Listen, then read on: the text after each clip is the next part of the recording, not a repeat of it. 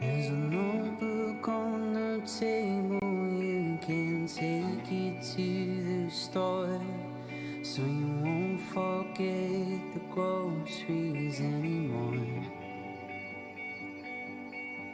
There's a rifle in the cabinet that I used to fight a war, but to this day I don't know what I was fighting for. I'm fighting for. Show me love as we get older, and I'm falling at your feet. After 30 years of service and months of it on me. Show me love as we grow colder, let our love provide the heat that our older bones are missing, but our hearts will never need.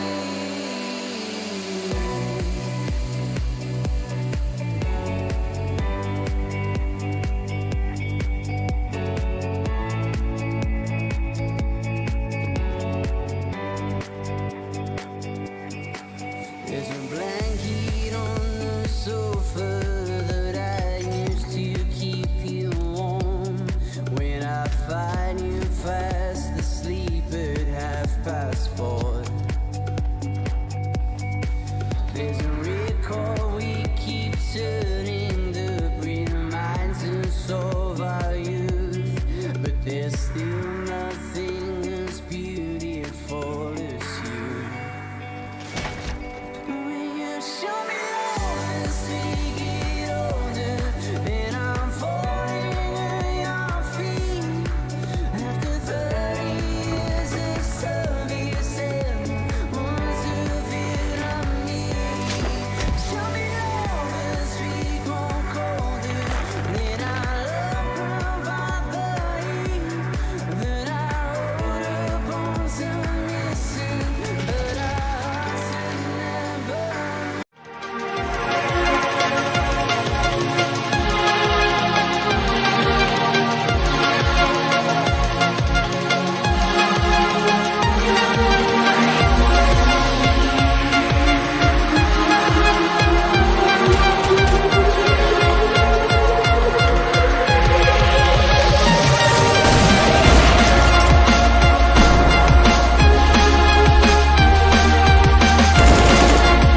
Now, why are you guys just getting so annihilated? Oh my god!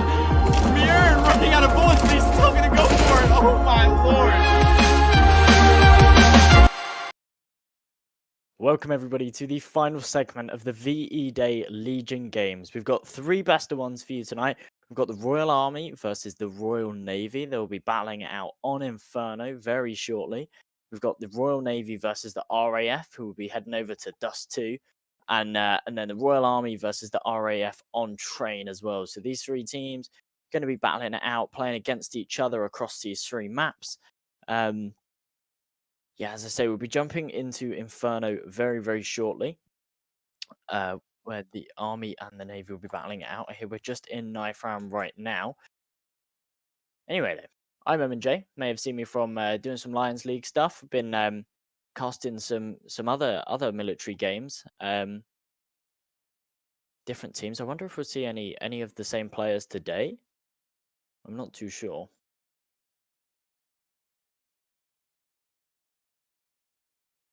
Okay, so I've just been told we have got a few names from the Lions League, so that'll be an interesting one. I'll know a little bit about some of the players, and let's see if some of those players, some of those names that we know from previous weeks where they've really stepped up. Let's see if those guys can pull it out the bag and step up today. Obviously, this last segment, rounding up a big, long 75-hour V-Day stream.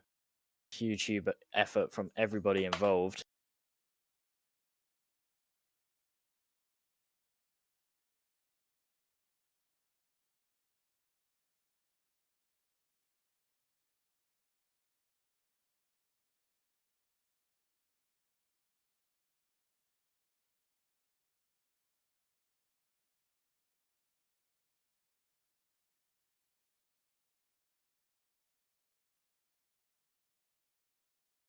The team's just readying up now. A few names that I have seen here actually. Power, Elusive, Solrak.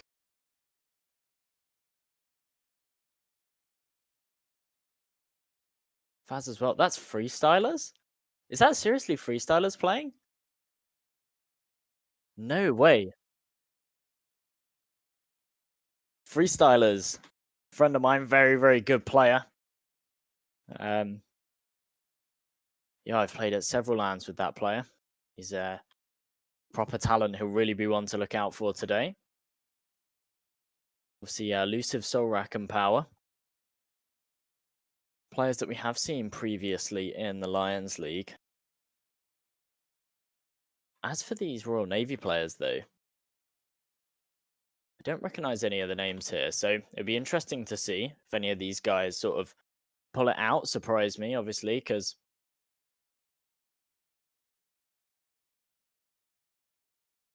no names are jumping out.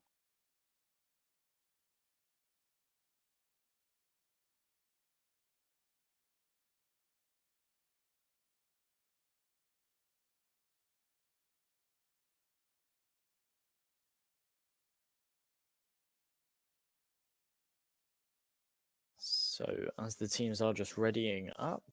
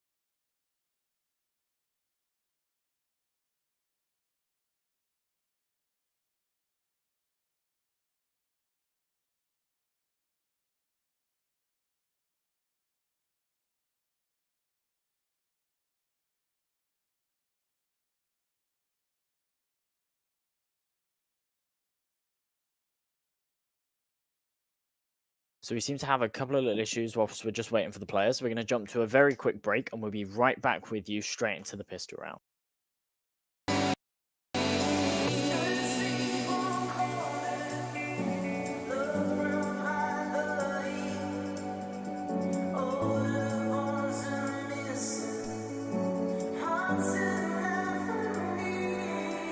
Because your hand belongs in my hand, belongs in your hand, belongs with me.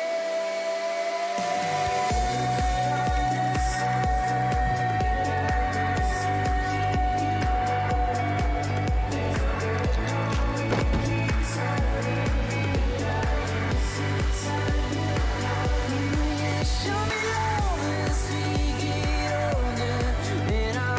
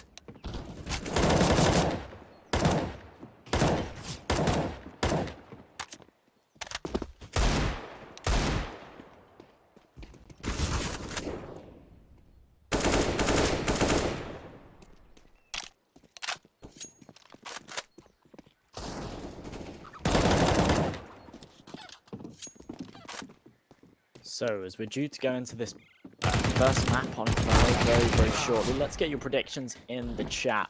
British Army versus the Royal Navy. We've got some names that we've seen previously. If you guys have been on this channel in the previous week following the Lions League, then you will recognize some of these names. So maybe you'll be swaying more towards the British Army in terms of comfort pick, but the Royal Navy, some unknown players, so might pull it out the bag. They might be able to pull something off, but yeah, I mean, I'd really love to see it. So let's see what you guys think. Based off of just what I know about these guys, I have to stick with the British Army.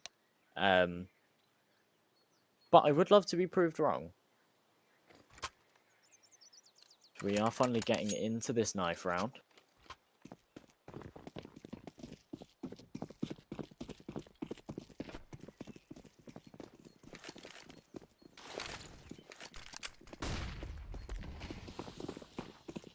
Actually, so we're into pistol round. We're into pistol round. The Royal Navy going for some apartments control. They seem to be playing this quite methodically. Pasty throwing that nade, denying any kind of close banana push. For the now, though, the British Army aren't going to go for it. They are just going to stay disciplined. They've got that banana control. They can hold it from car. They don't need to aggress.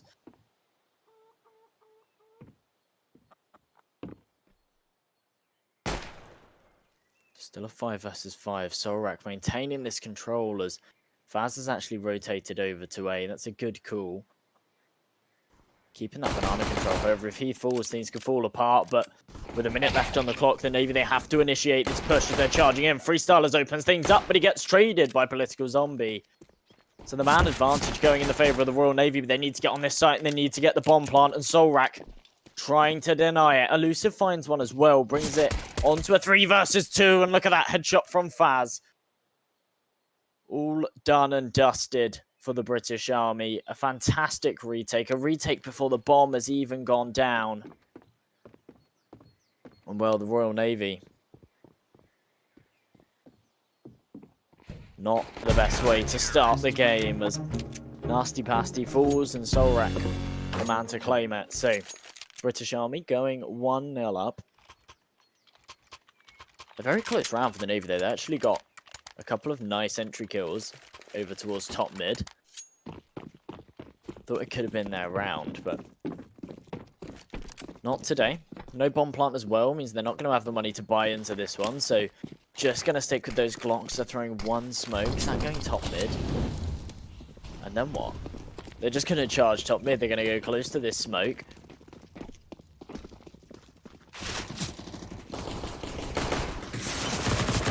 They can do with it for now. They are just being mowed down by the SMGs, taking a lot of damage. Nasty Pasty gonna fall as well.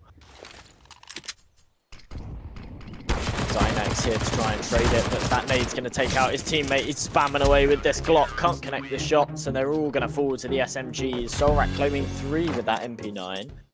That'd be a huge economical boost for him. He's getting $600 per kill there.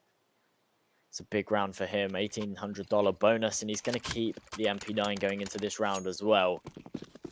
As they face up against the Royal Navy side that, well, they can't really invest a lot into this. They're actually down to these SMGs, so still a relatively balanced round, despite the fact that the Army are going for this bonus round, and look at the way they're playing it. Charging right down mid with these grenades, they should be able to find one here onto Grumpy. Thought Political Zombie might have fallen there too, but actually he's going to get the trade. Trade's going backwards and forwards, leaves it on a 3-on-3. But as they try and work over towards Banana now. There's still 2 players holding it up. I think they're starting to realise it as they start falling off. Working their way back over towards mid. Come on, Auto Director. There we go. Nasty Pasty. Maintaining this banana control, making sure that no CT pushes through and gets that information and can get a flank on his teammates. So a good play from him, but ooh, Political Zombie dinking his teammate, not the play. Unable to convert the kill either as he gets tagged down to 20 HP. The rotation's being called. It's going to be the likes of Faz coming in to help out Freestylers in pit. Freestyler's the only man. He's definitely capable though with this MP9 in the pit area. Finds Alexis, gives them the man advantage, gets the bomb down as well, and as the time's ticking, The Navy, they need to start trading these frags. Nasty Pasty should have heard that sound cue. Gets only one though. Elusive takes him out. Political Zombie gets the trade finally onto Freestylers. But as it comes into a one-on-one, he needs to retrieve this bomb. He needs to get it down. He's got 20 seconds on the clock. That flashbang is going to give away his opposition's position. That's a tongue twister. As he spots him, but he's only down to 12 HP. Elusive, he's got such a huge advantage here. Flash going to do him good, and he's going to find himself the kill, putting the third on the board for the British Army. But actually an incredibly close round. The Royal Navy definitely could have taken that one. Had they had more utility later in the round to clear those areas, to maybe throw that Molotov pit. I mean, Freestylers was down to like 30 HP. So a Molotov, a grenade, clears him. You can get straight onto the site, plant the bomb, no problem. The fact that Freestylers was able to get that kill and stay alive meant that he could call the rotations, and effectively they just had no chance. So, right now, as we go into round number 4, the Royal Navy, they will be buying into this one. Galils and AKs. Fair amount of utility, all things considered. A lot of util being thrown early for this B control. Freestyler's going to throw the flash as well. Swings out, gets himself one. Elusive helping out too. Means they can claim another.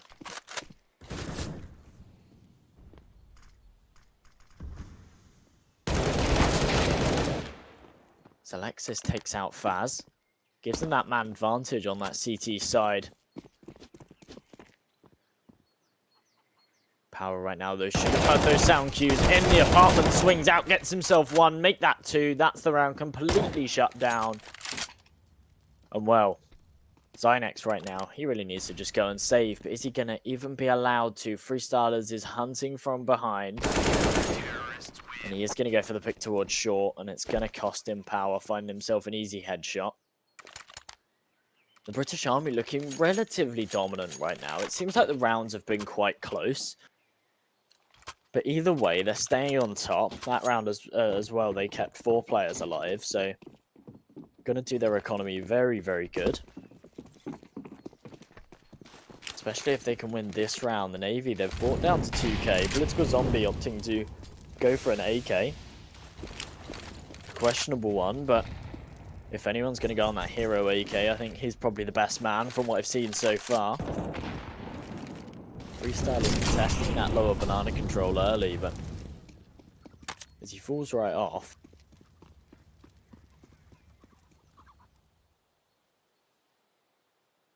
Elusive is re-aggressing here. Surely he'll spot that no one's here though, and that will call to his teammates that they're definitely going for A. Look at the Royal Navy's positions right now. They're so close in the apartments. Freestyler's gonna find Nasty Pasty on Boiler. Come on, Auto Director, take us to the action. Freestyler's gets himself another headshot. Actually, I think the Navy are forced to fall back here.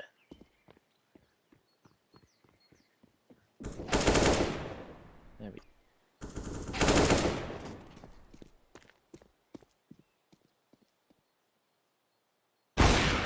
Oh, nice no-scope from Solrat to close things out as well. British Army taking it 5-0.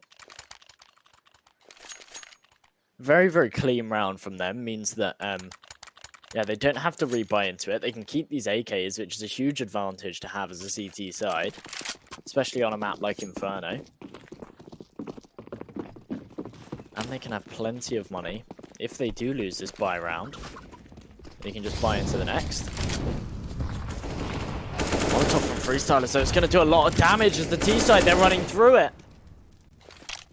A ballsy play, but it's not going to work for them as they get absolutely mowed down. And these late grenades as well are going to continue to do the damage. Freestylers claims himself 2 more.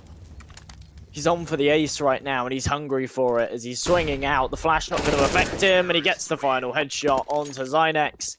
Freestylers single-handedly cleaning up a buy round. And while the Royal Navy, they cannot be happy about that one. They've been torn apart, and now they're just down to these Mac 10s. Have got the money to buy into the next, as no one's gone lower than $1,700, and they will have the loss bonus as well. Zynex unable to connect that first shot, though, as Solrak takes him down. to a 5 versus 4. Sorek able to claim himself another as well. This Grumpy tries to peek mid. Well, now this T side, they're just trying to get their way onto this B bomb side, but so far throughout this game, they haven't been able to get any further than the car. And it's looking like not much is changing as a great flashbang from Freestylers allows Elusive to swing out, finds himself 2. And well, yeah, it seems like the Navy, they just can't work over towards B. You've got Freestylers and Elusive there, 2 very, very strong fraggers. And it's just not going to work for them. It seems that, as I say, they just can't get past car. They can't take the banana control and then do anything with it. They just contested every single round. A bizarre buy to take out that auto sniper. They've put it over towards Alexis. Maybe he'll spam the wall on banana or something. I wouldn't be surprised. Right now, though, he doesn't seem to be doing a whole lot with it. Only thing that seems to be different is they're not contesting this banana control. They've just got multiple zombie playing really, really deep with that orb, holding for it. Freestyler's going to throw the smoke, though. It's going to allow the CTs to take full banana control. Means they can get a fast flank if the T's choose to go A, and it means that they've got all the information in the world to rotate a player over. So we'll have 4 CTs stacked over towards this A site now. As well, the Royal Navy, they're setting up for some kind of take on A. Utility on only the 1 player, though, and Freestylers, with those jump peaks, able to take the AWP out of the equation, so he's not going to be able to rotate. Power gets the spray down. That's going to take the auto sniper and another AK out. Solrak getting himself another. He's been on fire with that AWP so far this half. And well, he's got the Gramps. And a near impossible situation, and he's not able to do anything with it as Freestylers finds himself another. 15-2 right now. He's an absolute monster, as I said he would be. But not to be overlooked, Solrak sitting 10-1 right now. Playing over towards A with that AWP, been working really, really well for him. It seems like you've just got 2 really strong fraggers on each bomb site. Not allowing the Royal Navy to gain any control whatsoever. A lot of early nades on B, but this time they're victorious. The Royal Navy finally able to take the banana control and get their way onto this site. The 2-man advantage, but they've taken a lot of damage from that early utility, which means that it is going to be difficult for them to hold up as the CT retake comes in.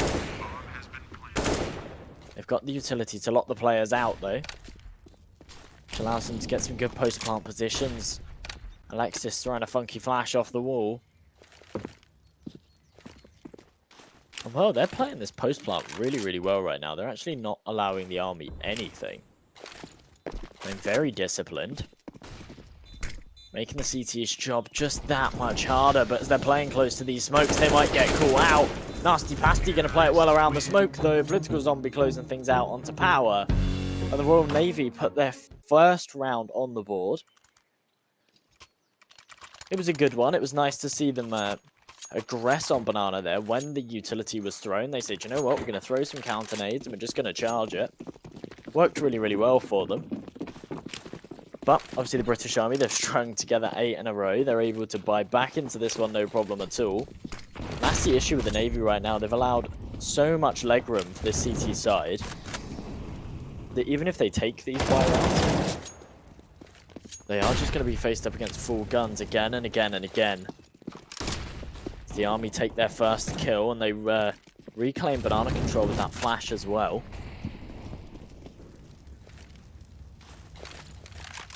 That man advantage, though. Going to be a lot right now, as that smoke's going to allow them to just keep that top banana control, completely lock out the Royal Navy. Minute 10 on the clock. That Molotov going to clear Elusive, but it's not really going to do a whole lot. If anything, it might just give the illusion that they maybe are still going for a B. Stop the rotation from happening. Doesn't matter when Faz is doing work, though. Finds himself 2 over towards A. Freestylers finding one as well. Political Zombie. There's really nothing he can do here as he gets tagged up low as well. Spamming away, can't seem to find it though, and he's actually going to kill himself right at the end as he jumps out the window to try and take out Freestylers. Real unfortunate one from him as the British Army go 9-1 up. Obviously, since the economy change, it means that you won't get completely reset. Back in the past, going 8 rounds in a row down and then winning a round will then reset your win bonus. And then coming into this round, you'd only have like 1500. You'd be forced down to an eco. It'd be really, really difficult. But since the economy was changed about a year ago now, means that they can buy straight back into this one. Bouncing straight back, 4 AKs and an ult.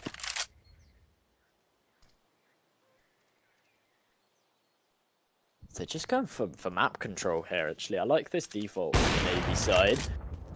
Can't be peeking Solrak, though. He is absolutely on fire this game, and if you give him the opportunity, he will take you down. Nasty Pasty able to walk his way up Banana, so he's got that control as his teammates are working over towards A.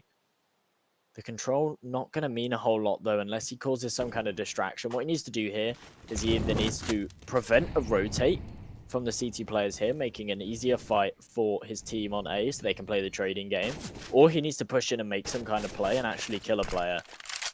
Right now he seems to be doing the former, but as he gets taken down by Elusive, that needs to be the initiation for his team now. They need to work their way onto this A site before the B rotations come in. Looking like Freestylers is going to be the man to rotate. 30 seconds on the clock as the T's are going back. Alexis swings out, making the fake convincing.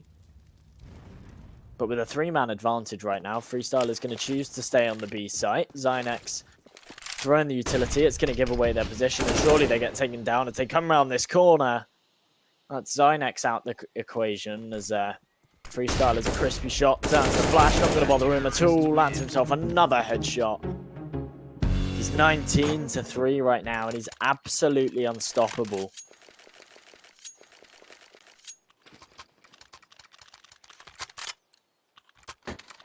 Solrak going 12-2 as well. I mean, these T's are just struggling, and there's no blaming them for it. They're against a very, very strong CT side.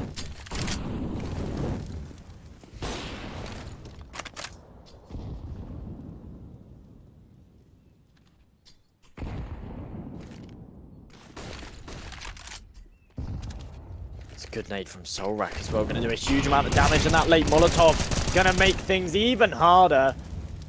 As they choose to charge through it, it's going to cost all of them their lives. Such a quick round. Well, Political Zombie, that lurk player, the only man with an AK, only good for 1. It's a nice headshot onto Faz, but he's unable to find any more than that. And it's actually Freestylers to trade him. Puts himself on a 20 bomb. Yet to even finish off this first half. If we do come into the closing rounds, and well, the Royal Navy opting just for this pistol buy, hoping that they can buy into the next, maybe try and get a couple more rounds on the board, make this more doable in the second half. But they're just charging in with these pistols. Power gonna mow them down, gets the bomb down, but he runs out of ammo. Grumpy Gramps able to trade him, but Solrak with this ult lands the no-scope, lands the second shot as well as he's spamming away with the deagle. He's clay pigeon shooting, and he takes down Political Zombie. 3 very nice kills from him, and it's Power and Solrak, the A duo, to completely shut that one down. Navy only allowed 1 in that round. However, they are able to buy into this one, so they can take this round, try and string together another. It's 12-3. It's certainly not favourable. It's certainly not a good T-half on Inferno. But it's not as bad, but not when things like that are happening. An early player dying to the Molotov. Political Zombie getting a refrag, though. Brings it back onto a 4-on-4.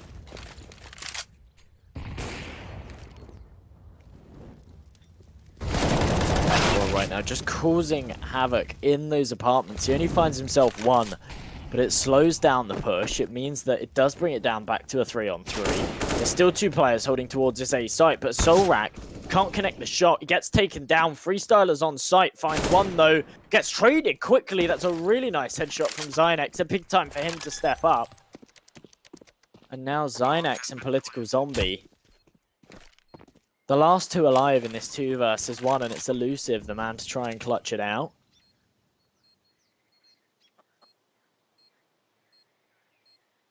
Wrapping his way around short. The flash going to give the illusion that he's coming from long. Going to mean that Political Zombie's looking the wrong way. It all comes down to timing here as he's walking up. Perfect timing from Political Zombie to repeat from a different angle. And yeah, the Royal Navy, they put the second round on the board. It's a nice one as well.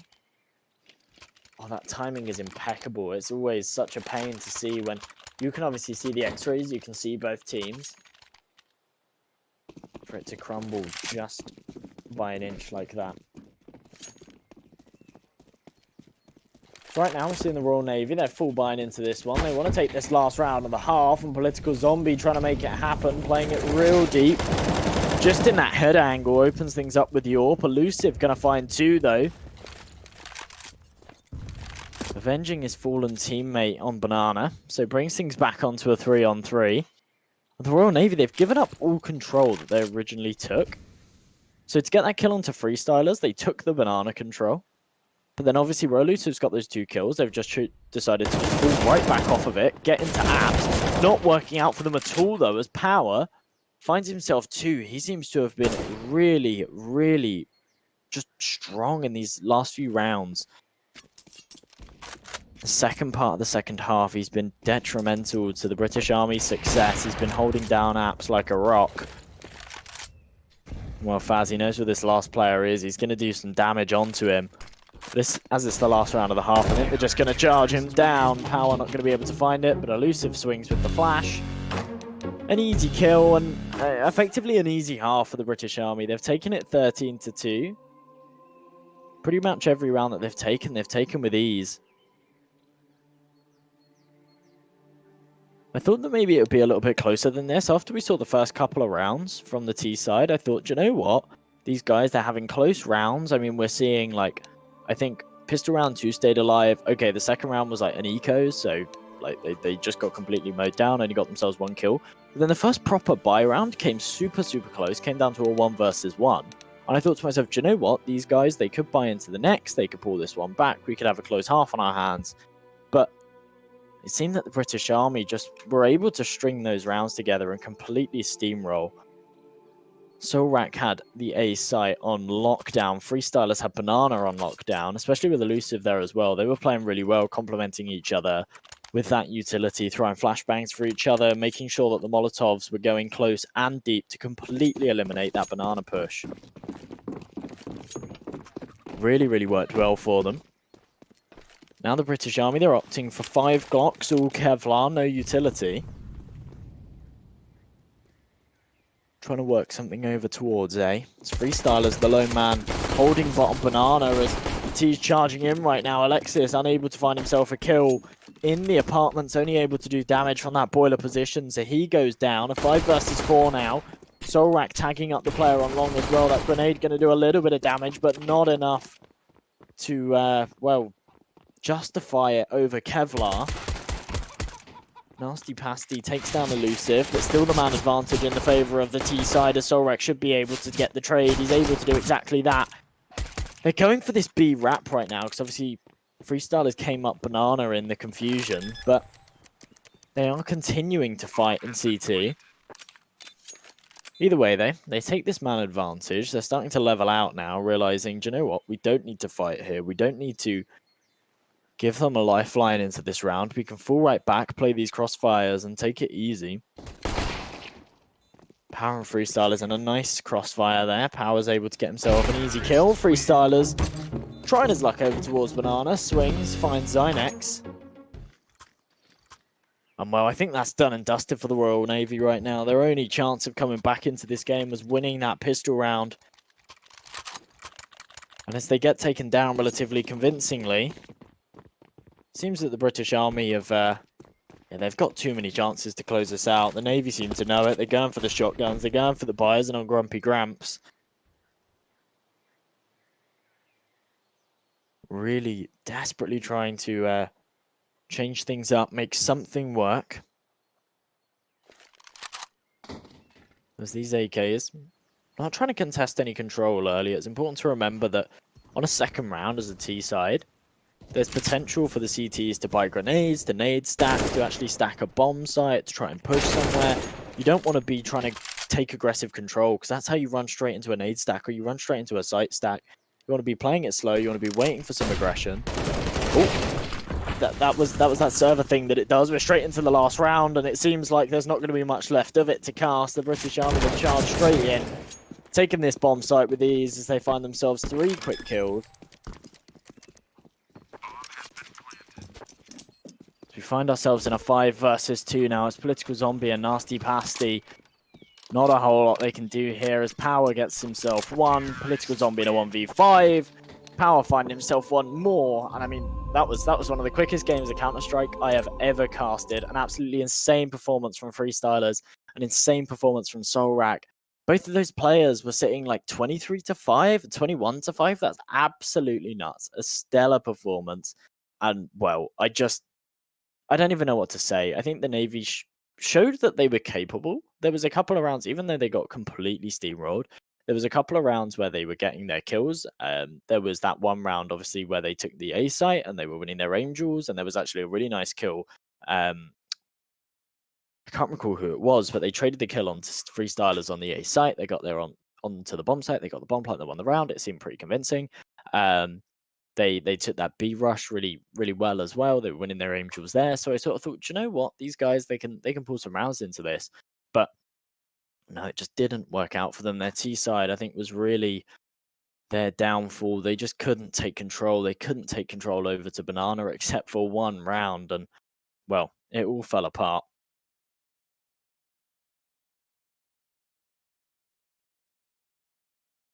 We are just going to go for a quick break right now, and then we will be right back with you for our second game. It's going to be Dust 2, the Royal Navy, who we've just seen, up against the RAF. So a fresh team, and let's see if the Navy can pull something into that game, because I think from the players I know on the British Army side, that was a really strong side, and that would be a really difficult game for them to take. So we'll have to wait and see. Don't go anywhere. We'll be right back with you after this short break with the Royal Navy versus the RAF. Don't go anywhere.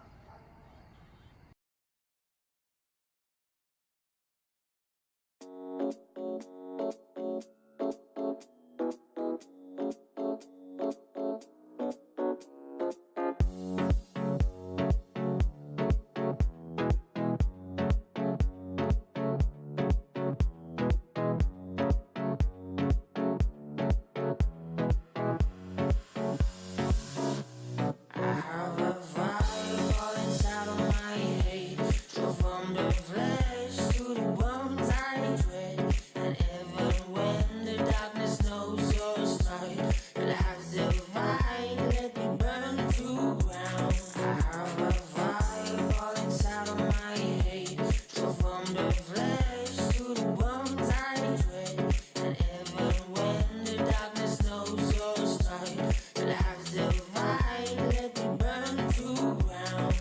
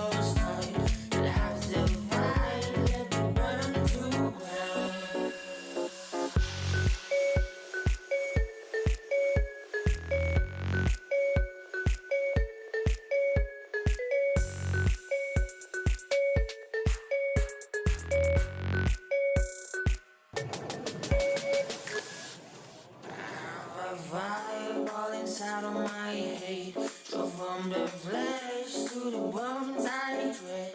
And even when the darkness knows your stride, I'll have to fight, let me burn to ground. I have a fireball inside of my head, drove from the flesh to the bones I dread. And even when the darkness knows your stride, I'll have to fight, let me burn to ground.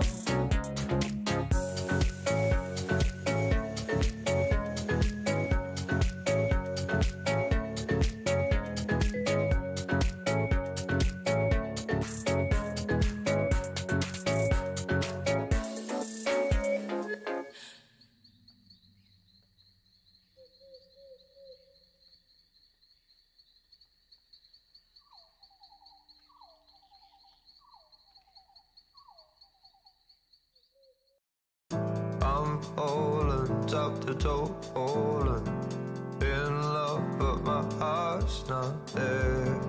I'm falling top to toe, falling in love, but my heart's not there.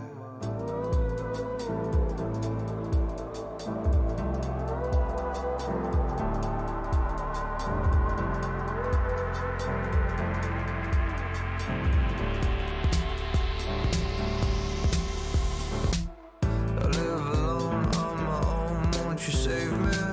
I've got hope, but I need more than that. You can help me, bring me down to earth. And I feel it in my heart, feel it in my soul. We've both got problems, don't you know? Now get them off your chest, put your mind to rest. She said, I'm falling top to toe, falling in love, but my heart's not there. I'm falling top to toe, falling in love, but my heart's not there. I'm falling top to toe, falling in love, but my heart's not there. I'm falling top to toe, falling in love, but my heart's not there. I walk alone on my own, won't you leave me? There's a road, but I need more than that. If you help me, no one will get hurt. And I feel it in my heart, feel it in my soul. You and I have problems, don't you know? Now get them off your chest, lay your mind to rest, your mind to rest.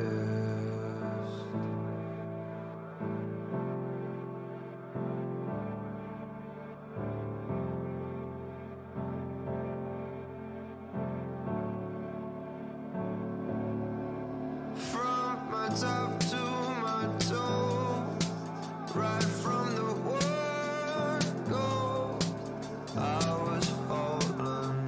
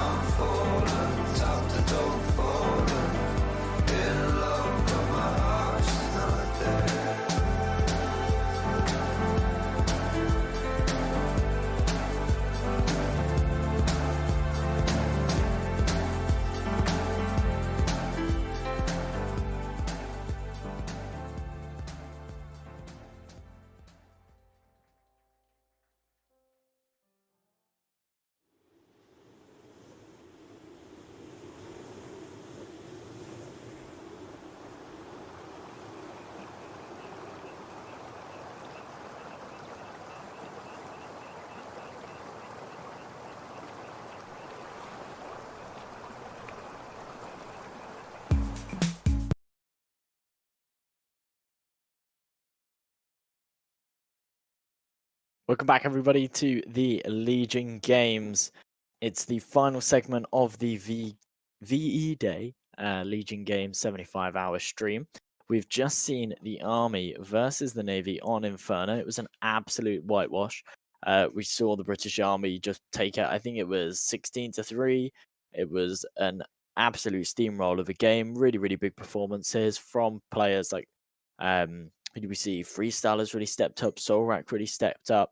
Really, really big performance from those players. We will very, very shortly be jumping into Dust 2, where we'll be seeing the Navy, who we've just seen on Inferno, up against the RAF. I'm interested to see how they play in this next game, because the Army, the British Army were a really, really difficult opponent. There were some strong players on that side, so it was a difficult game, even though it seemed like they just really weren't doing very well at all. They weren't winning their aim duels. They were struggling to take map control. They were against a really difficult opponent. And the RAF, I mean, they might have some really good players. This might just be another complete whitewash. But I don't know. I don't know this roster at all. I don't think I know any players on the RAF side. So it'd be interesting to see if the Navy can show us some new plays, because it's something that we didn't really see too much on Inferno.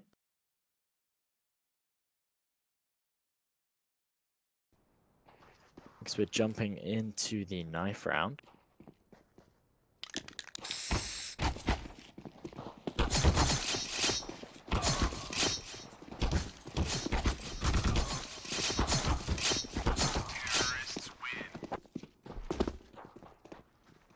That was a bizarre knife round, as well. Either way, Royal Navy, sorry, not the Royal Navy, Royal Air Force take it. Can only assume they'll switch over to that CT side. However, on a map like Dust 2, it doesn't really matter too much.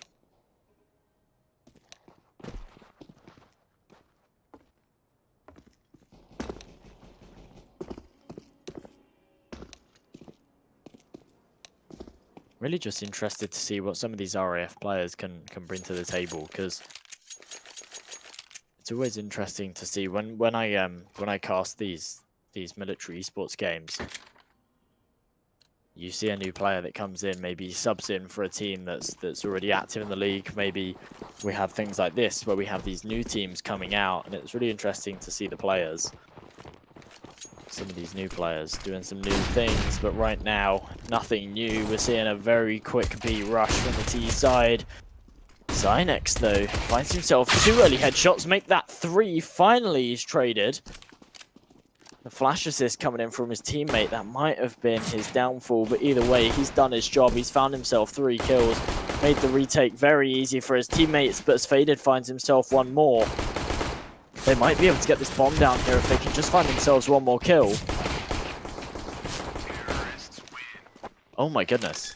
I kind of missed that. The auto director was messing up, but somehow Faded has found himself 4 kills. And he's taken the round for the Royal Air Force. That's absolutely insane. I don't know how he's got away with that. I do not know how he's got away with that. Zynex has made such an impact at the start of that round. He's given them a 3-man advantage, and they've still thrown it away. Faded may be one to look out for as we go into this game.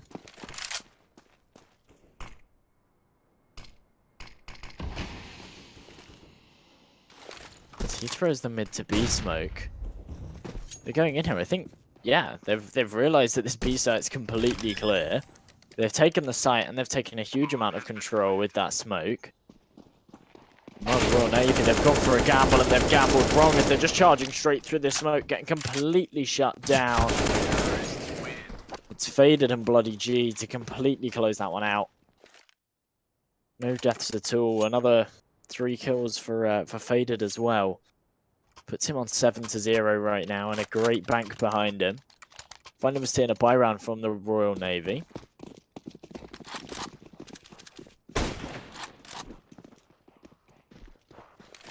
Scout doing a little bit of damage through that wall, but he's unable to connect the headshot, meaning that he can only take Zynex down to 60. So Alexis is spotted though. He takes a little bit of damage, but the issue is that they know he's here now. They are just going to continue to hold that angle, so he can't go and take that short cross control again. So he calls his teammate to come in and help as well though, but as the smoke goes up, it's going to eliminate him. The flash going over as well means that he's going to get shut down. Alexis falls. Zynex, the only man on the B side to try and hold it up, but he's got so many angles to watch right now. He's got 3 and he's got to guess which way they're going to come from. He guesses correctly, but he can't connect the shots as he falls as well. And well, Nasty Pasty is in a 1 versus 4. Yeah, surely he falls here. Oh my goodness, Faded. Who is this guy? He's absolutely nuts. He's 11-0 right now, and he seems to just be tearing through this Royal Navy side. If this keeps up, this could just be another completely steamrolled game. Carrying the Royal Air Force side right now, and Grail seems to be good with these cross shots as well. Tag Zynex down for the 2nd round in a row. This time it's with an AWP, and it gets him down to 28 HP. Royal Navy stacking up for this long control. They have got Zynex, the lone man, over towards B, so we won't be seeing the Royal Air Force just walking straight in and take a free B site this round.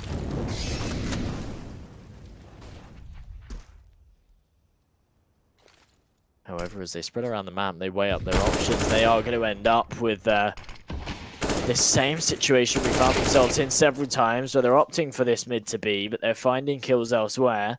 Faded finds himself 1 more headshot as he's walking up, hungry for more. Spots another head, rips it off with ease. Political Zombie falls, and it's all on Nasty Pasty and Zynex now as Faded.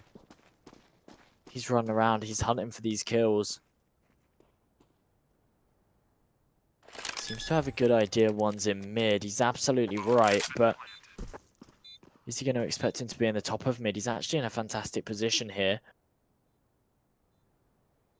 Gee, hasn't quite got the angle, but he still finds it. Now it's all on Zynex. He's living on borrowed time right now in these B tunnels. Surely falls here.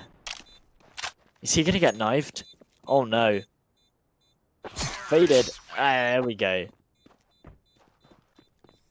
And this seems to be some kind of joke for Faded. He's not died yet. He's 14-0. A KD of 14. Not something you see very often in Counter-Strike games. Royal Navy seem to just be really struggling to take care of him right now. And I'm interested to see how long he can go without dying.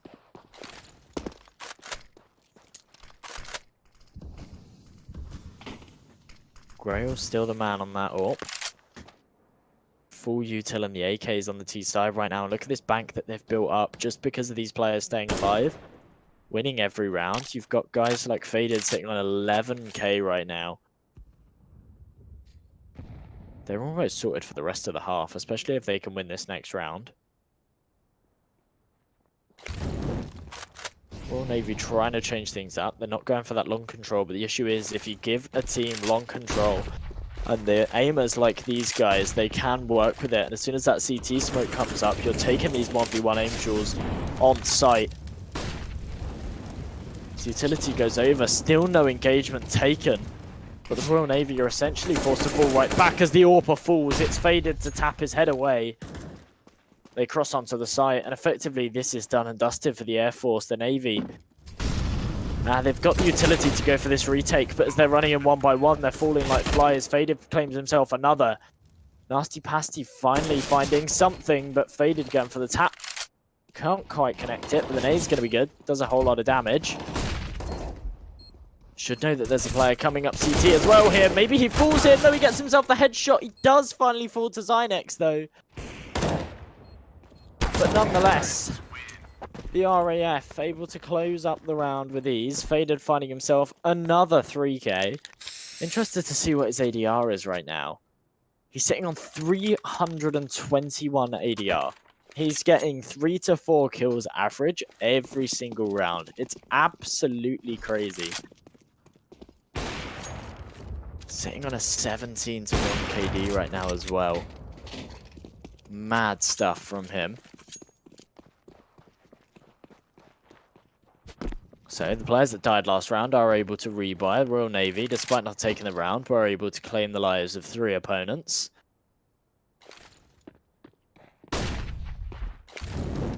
Well, just down to these pistols. Surely they just get mowed down. Hit bloody G. An easy one for him to find.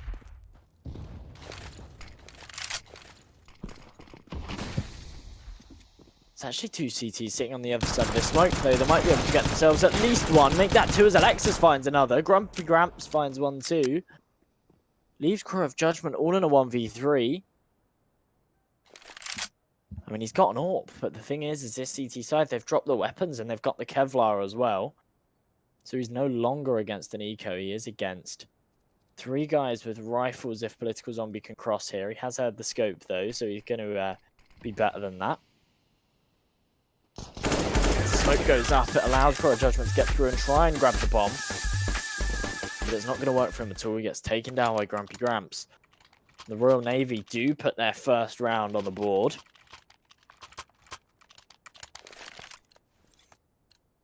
However, is that going to be enough? They need to start stringing some rounds together because at the moment they're being absolutely dominated. The RAF, they've brought straight back into this round.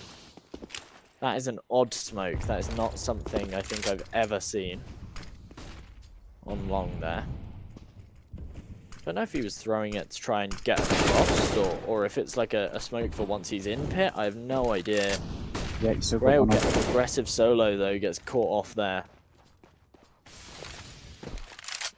So a man advantage going in the CT's favour.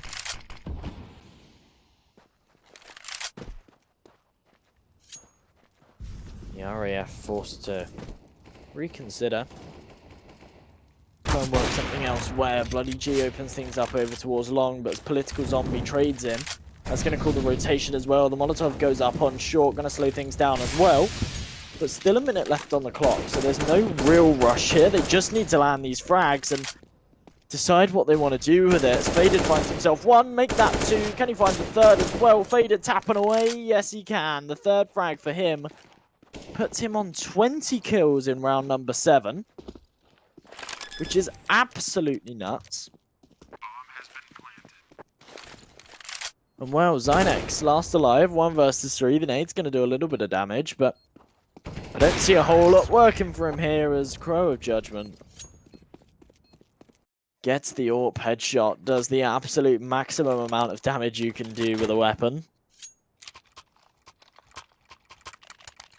To put the Royal Air Force onto their 6th round, it's going to force the Royal Navy. Well, actually, you know what? They can buy into this one. It's not really an issue, but limited utility. Only the FAMAS on Nasty Pasty.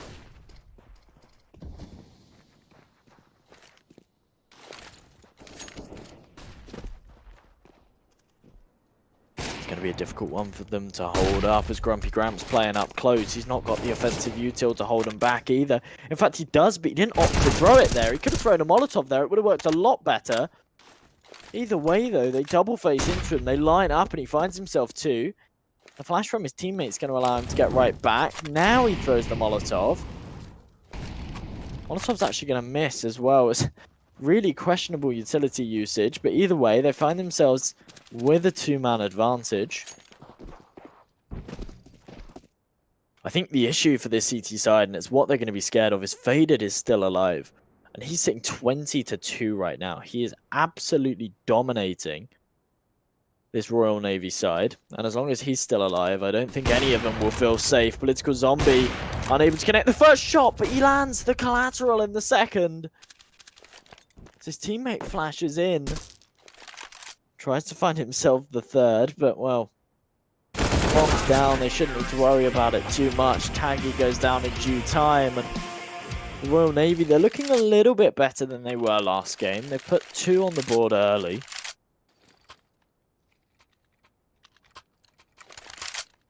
And despite the rounds being won, the Royal Air Force players don't seem too strong. Yeah, as soon as Faded's out the equation, they seem to crumble. They don't win their aim duels necessarily. Seems to be a pretty balanced game without that one player there. But Faded just wreaking so much havoc, making it so difficult. The nade's good, but the Molotov isn't. And that's going to force them to give up long control. They do a lot of damage early, but you don't really want to be giving up long control without finding yourself at least one kill, so definitely at a deficit, but they've called the rotation. They've actually called a second rotation, so they're going to have 4 CT players holding up towards this site. I have no idea how a smoke has landed up there. I don't know whose smoke that is, but props to them. I don't think they'd be able to do that again if they tried. Political Zombie tracing those bullets, though, lands himself a nice shot through the smoke. That's the issue when you start spamming those smokes. The bullets are like lasers, and they can be spotted from the other side. It's faded, grabs himself the bomb, falls right back, doesn't want to work anything back over towards A anymore. Grail is going to be there to make the fake convincing, but he falls a little bit too early. Going to make things difficult for this T side. It's Faded and Bloody G in a 1v5. Oh, sorry, a 2v5. 1 versus 5 now as Faded falls. Bloody G only good for 1 as he gets taken down as well. And well, the Royal Navy get their 3rd on the board. Only a 3-round gap now. They've managed to destroy the T-side economy. So they are effectively forced down to an eco.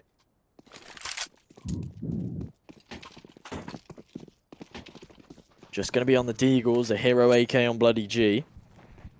A questionable one because they had the money to just buy pistols down to 2k.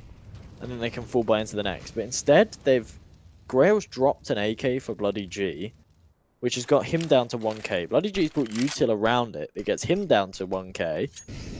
Taggy's just down to 1k because he didn't have much money to start with. It's definitely odd because they're going to struggle to pull out a proper buy into this next round unless they win it. For now, they're going for this mid-control, but there's no CT smokes there. Of course you're going to get taken down. Taggy falls to Nasty Pasty. It's looking like the Royal Air Force walking over towards short now. The timing might not go in Political Zombie's favour. Not going to be too bad, though. The flash going to slow things down ever so slightly. He's able to get himself back onto the angle.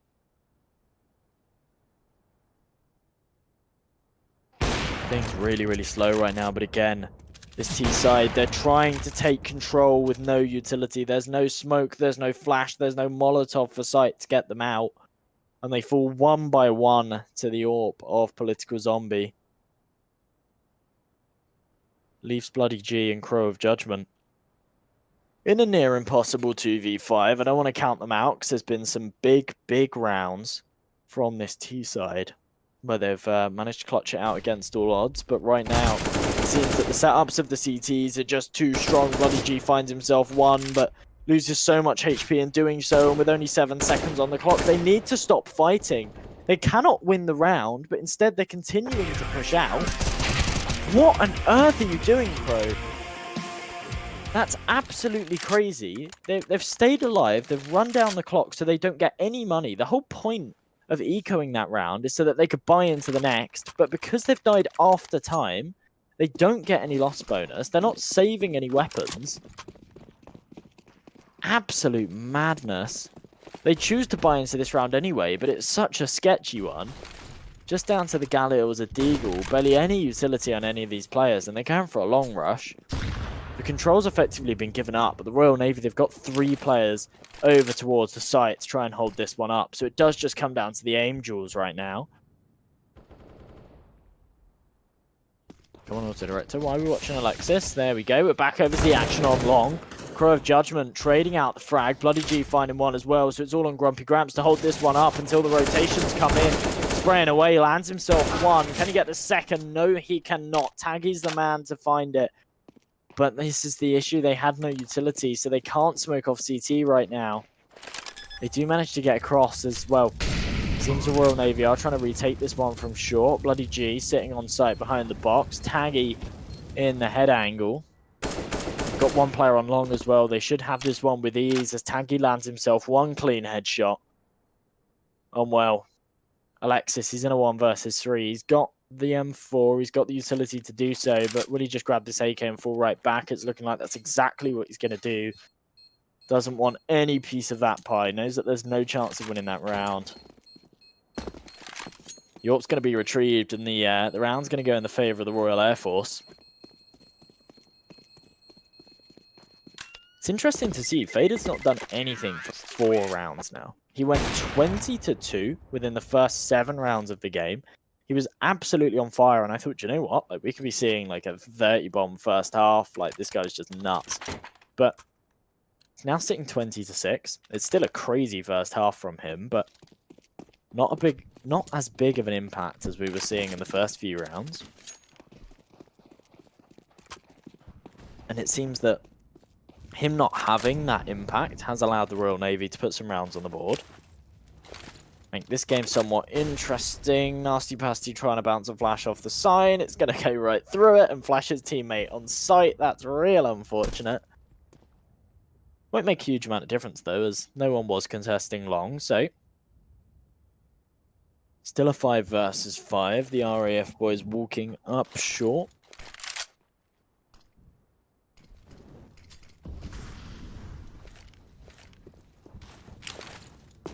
They try and work their way onto the bomb site right now. The flash is going to go high.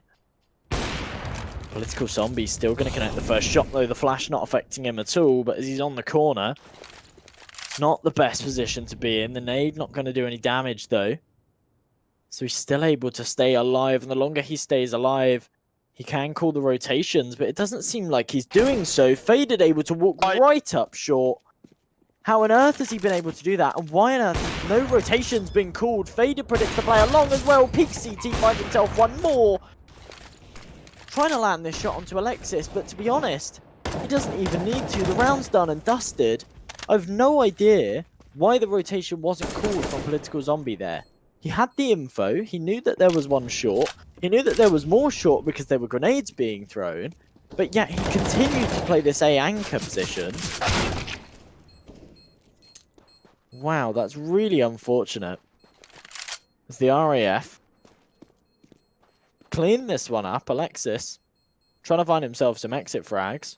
He's got the money to buy back into this one if he does lose that AK, but for now it's looking like he might be able to get away with it. Oh, that's looking really close in top mid. Yeah, he does just about get away with it. Alexis brings the AK into the next round. Even though he could buy this one, no problem, it means that he can drop it over to a teammate. It's going to go over to Nasty Pasty, the man on 1700. So actually the CTs can pull out a full buy going into round 13. This smoke again, I don't get this smoke. It kind of allows you to cross, but only on rounds where the Ts aren't just immediately going for long control. Because a map like Dust 2, the Ts can get to that long door quicker than you can cross. So you throwing the smoke and you throwing a grenade in there, like, it doesn't do anything for you. If they come long, you just die there. The only times I've seen it work for him are the rounds where they've not gone long. The only way to hold up long is if the player with the best spawn throws a Molotov, and you get there just about before them, you can cross a player over to pit. But for now, it's looking like the T is going to go for this early B. They take the engagements, but as they both fall, actually one more falls as well. Zynex finding himself, that's the 4th kill of the round, made that the ace. I didn't realise Zynex was on for an ace there. He just kind of seemed to pick them off one by one as they were walking through the smoke. The RAF having a very questionable round there. Instead of it pushing in together, they... Okay, maybe it was a headshot through smoke? I have no idea. They seem to just... Like, one of them fell through the smoke, and then they kind of went in one by one. I have no idea what that was. No idea what that was. Nonetheless, though, a massive round from Zynex. A big round for him to step up as well. The Navy can put a couple more rounds on the board here. We could be looking at a very, very close half. But the Air Force, they buy into this one. Well, they need to win this one. And... in fact, if they lose this round, the Navy are actually in a fantastic position to take this 8-7. But if the RAF win this round, then it's a guaranteed 9-6. Potentially a 10-5, especially if Faded's playing like this. He finds himself one more. Zynex desperately coming out to try and trade it, but he gets tagged right down. Finally finds the kill, but he is down to 30 HP. However, that is Faded out the equation as we come into a 4-on-4 right now. The flash is good. He actually finds himself one more. Gets traded though, so it comes back into a 3-on-3. This round seems to be very, very even as the trade's going backwards and forwards. Alexis, you can't run while shooting, friend. Not able to even land a bullet. Left side as well. That leaves it right open for Bloody G. That's a huge, huge mistake, Alexis.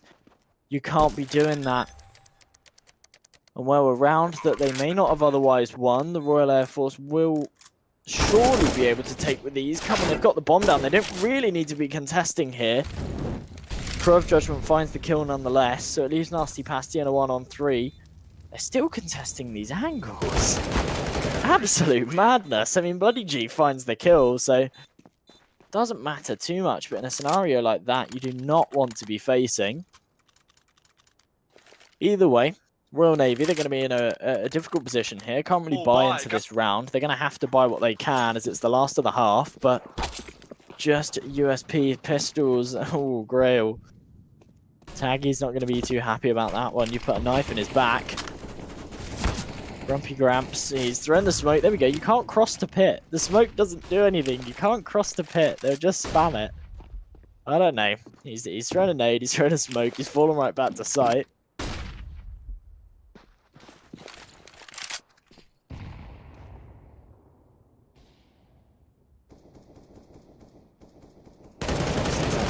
Four political zombie pushing there alone. There's no real reason for it, and it gives them an advantage away to the T side. Grumpy Gramps spots the player, but a little bit too late. It's going to give away his position, and he needs to fall back here. If he continues to contest, it's going to cost him his life. He starts to realize it as he falls right back. If he re-aggresses here, that's it. He's dead. They know he's there. Him staying there even gets him tagged right down by that grenade. He's still on the corner. He's able to do a little bit of damage onto Faded, but still contesting this close short control is absolutely crazy. Grail accidentally killing his teammate, especially after knifing him at the start of the round as well. Wow. Crow of Judgment not had a very good round at all. So next has a nice shot onto Faded, so the retake being initiated, but the man advantage in the T's favor. I really want to just see them hold here. They don't need to face. Stop fighting. Bloody G finds one though.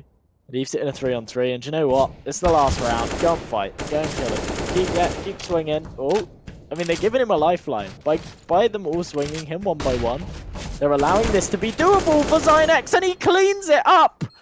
Oh my goodness, I don't know why the RAF are feeding him the round like that. I love you. But ho-hum. I mean, he gets it. He gets it. He's played really, really well this half, actually, Zynex. 19-9, a massive, massive half from him. It just seems that the rest of his teammates aren't stepping up. Either way, though, takes the half 9-6 for his team.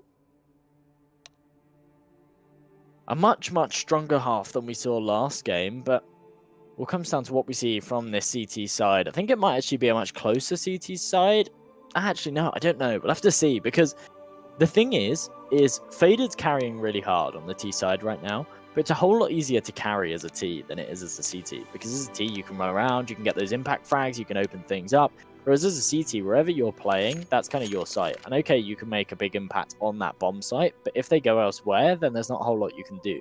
However, it seems like on the Navy side, Zynex is kind of doing the same thing. He's the man that's making all the frags here, and he might be able to bring that into the T side. And if he can open things up. He can find those impact frags. He can get those entries.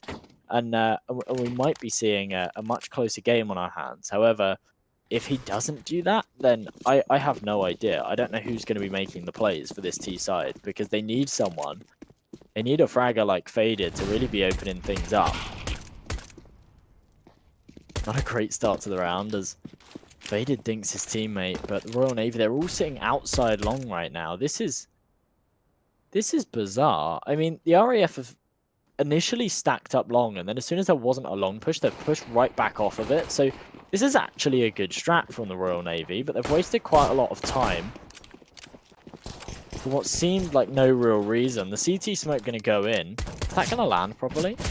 Yeah, okay, it does land. I thought his teammate blocked him there and it wasn't going to land, but it does land. But with only one smoke means there's a gap in it. Doesn't matter though, as Faded falls. Man advantage going in the favour of the T side. The CT's kind of locked out the site here. They need to try and work their way in as they're getting tagged right up.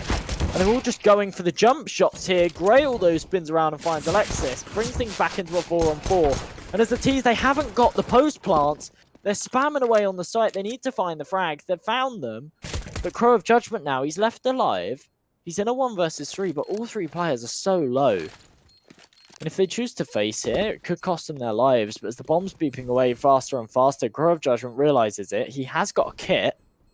But he still needs to find these kills. It's not going to happen. Nasty Pasty swings right out. And despite only being on 11 HP, is able to find the kill with ease.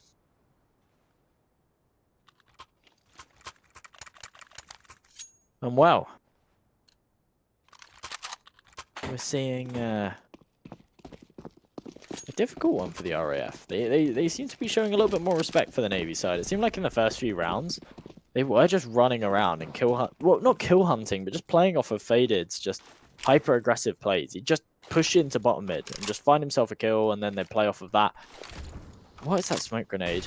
Oh, it landed. It landed. Okay, I thought that completely missed. It sounded like it had hit and missed, but no. Okay, it does actually smoke Xbox. Okay, I can question that flash. That was a very, very odd flash. Faded playing close short though. He is going to get cleared. He does find himself 1. I don't know how he's got away with that. But now his teammates just on the site just for these pistols. Zynex going to make easy work of Bloody G. Grail finds himself 1 back with the Deagle. So a 3 versus 3 now.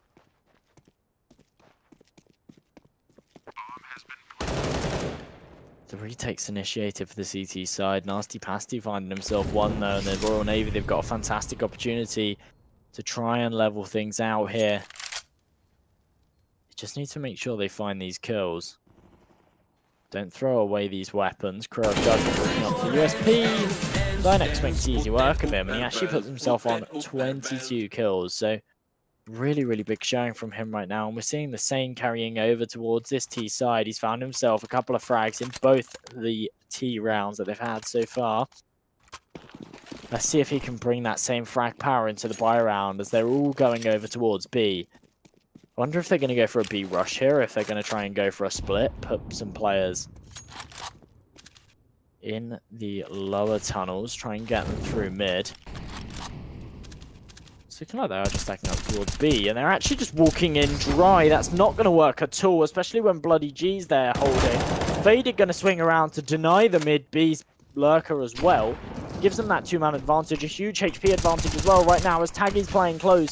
As he swings into the smoke though, he's unable to see and he's spraying blind. Gets out alive, but look at this, the Royal Navy, they know this round's done and dusted. They're falling right back off of it. I think they're going to try and go over towards long. They're all low HP, and surely they just get mowed down here. Faded's found 1. He knows that there should be another there.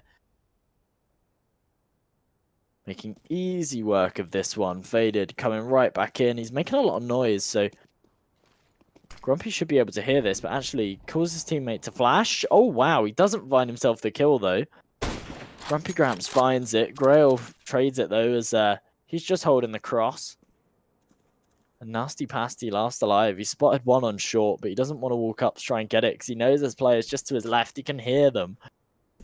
Oh, this is really difficult for him. Bloody G clears the angle, finds himself the kill.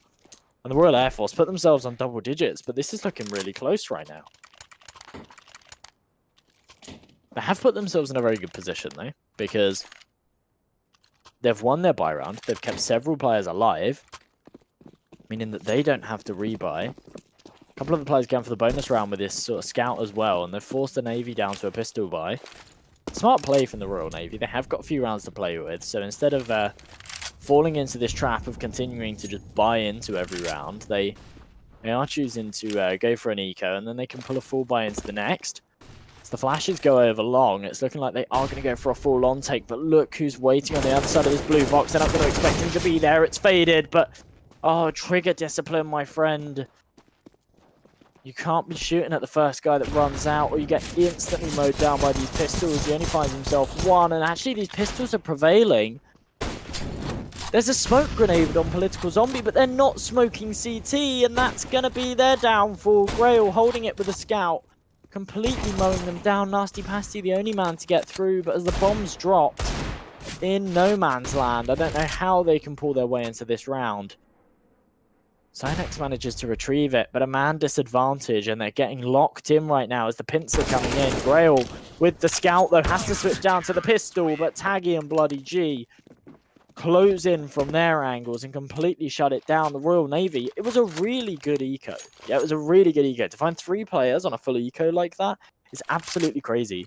But they've bought P250s, and they're going long. And one of the players has a smoke. And presumably that smoke has to be for CT. Yeah, I don't know what else he would have planned to do with that smoke. But even though he was alive, he didn't throw it. And that completely cost his team the round. I have no idea. I have no idea what's happened there. It's a round that they shouldn't have won, but one that they definitely could have. Look at Faded's position on long here. He's actually pushing right through, and Alexis might get caught off here. Oh, he's been holding the doors all this time, and he chooses to fall off of it.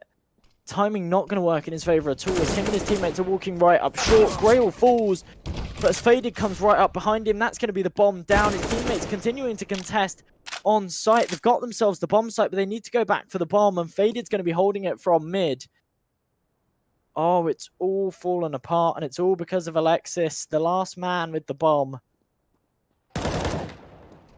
Oh, it can't be happening like this. Faded finds himself 2 more.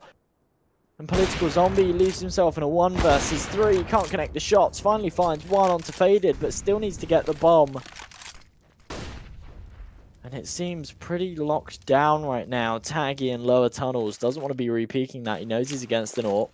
The bomb is down on mid-floor, so doesn't need to contest yet. He can just hold this tight angle. Make sure he doesn't go mid to B. Be able to swing right now. There we go. Didn't look too promising, but he does manage to connect the shots. And well, oh, that's so unfortunate. That's the Royal Navy's buy round. That was their chance to pull their way back into this game. And it's all fallen apart due to one small mistake. Had they had the bomb there, they could have just walked straight onto that site. They'd killed the players. They got the trades. They would have been able to just walk on and get the bomb down. But right now, forced onto an eco, they have to allow the Royal Air Force on to 13. Crow of Judgment, though. Look at those flicks. He's only against Glocks, but he finds himself the frags when needed. And Faded now here to pick up the pieces. Finds himself 2, make that 3. Easy pickings for him. As he sits on 35 kills right now. Faded. An absolutely massive showing from him. And it is carrying on into the second half. He's on fire. We're seeing a buyout from the Royal Navy. 4 AKs and an AWP on their side. It's going to be Political Zombie to open things up as well. Lands a nice wallbang headshot onto Grail.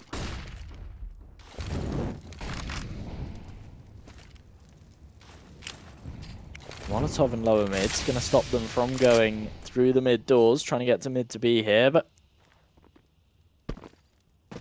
is that what they're going? Yeah, okay, they've thrown the smoke, so I think they are going to try and go mid to B.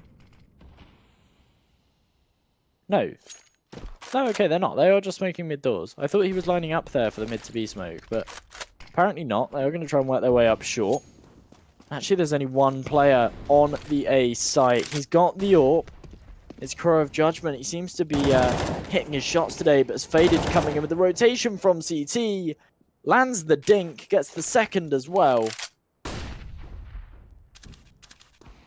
An easy turn for him as they've got the bomb down right in the open. Crow of Judgment still landing the shots. Faded swings out long, does a little bit of damage, but leaves it into a 3 versus 2. Crow of Judgment still picking up the pieces, though. Finally falls, but he's found himself 3 into that round. A really, really big showing from him. Zynex, though, finds himself 1 more, leaves it in a 1 versus 1, but as Taggy, he's coming from short, and that's where the bomb's down. As soon as he realizes it, he should just duck down here. No, Taggy! You had it in the bag. There was 15 seconds left on the clock. You knew that the bomb was down. You could have just fallen off of it, wait for him to retrieve it, swing out when he's running back to the site, but instead gives Royal Navy the round that they needed to pull their way back into this one. Still somewhat of a road ahead for them to pull this one all the way back.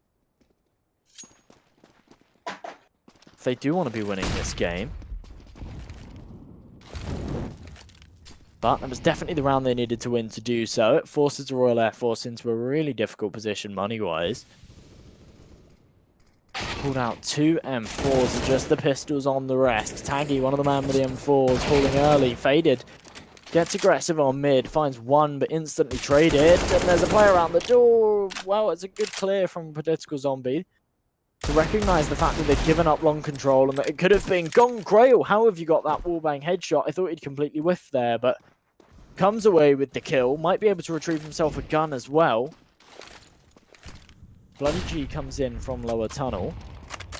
And there we go. Grail can grab himself the M4 that was dropped earlier on. It's a 3 versus 2 retake, but they seem to be there in enough time to do something about it. Both players coming up short. They've both got the weapons.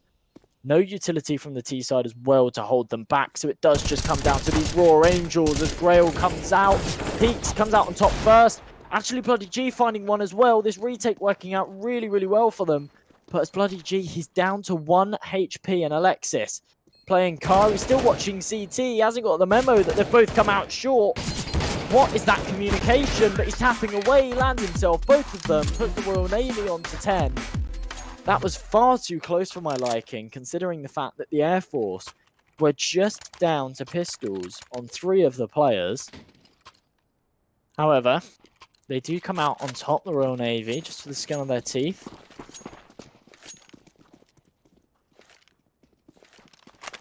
They're able to buy into this one. They've got an AWP on Political Zombie, but no utility on him. And just a Gallo with no real utility on Alexis either.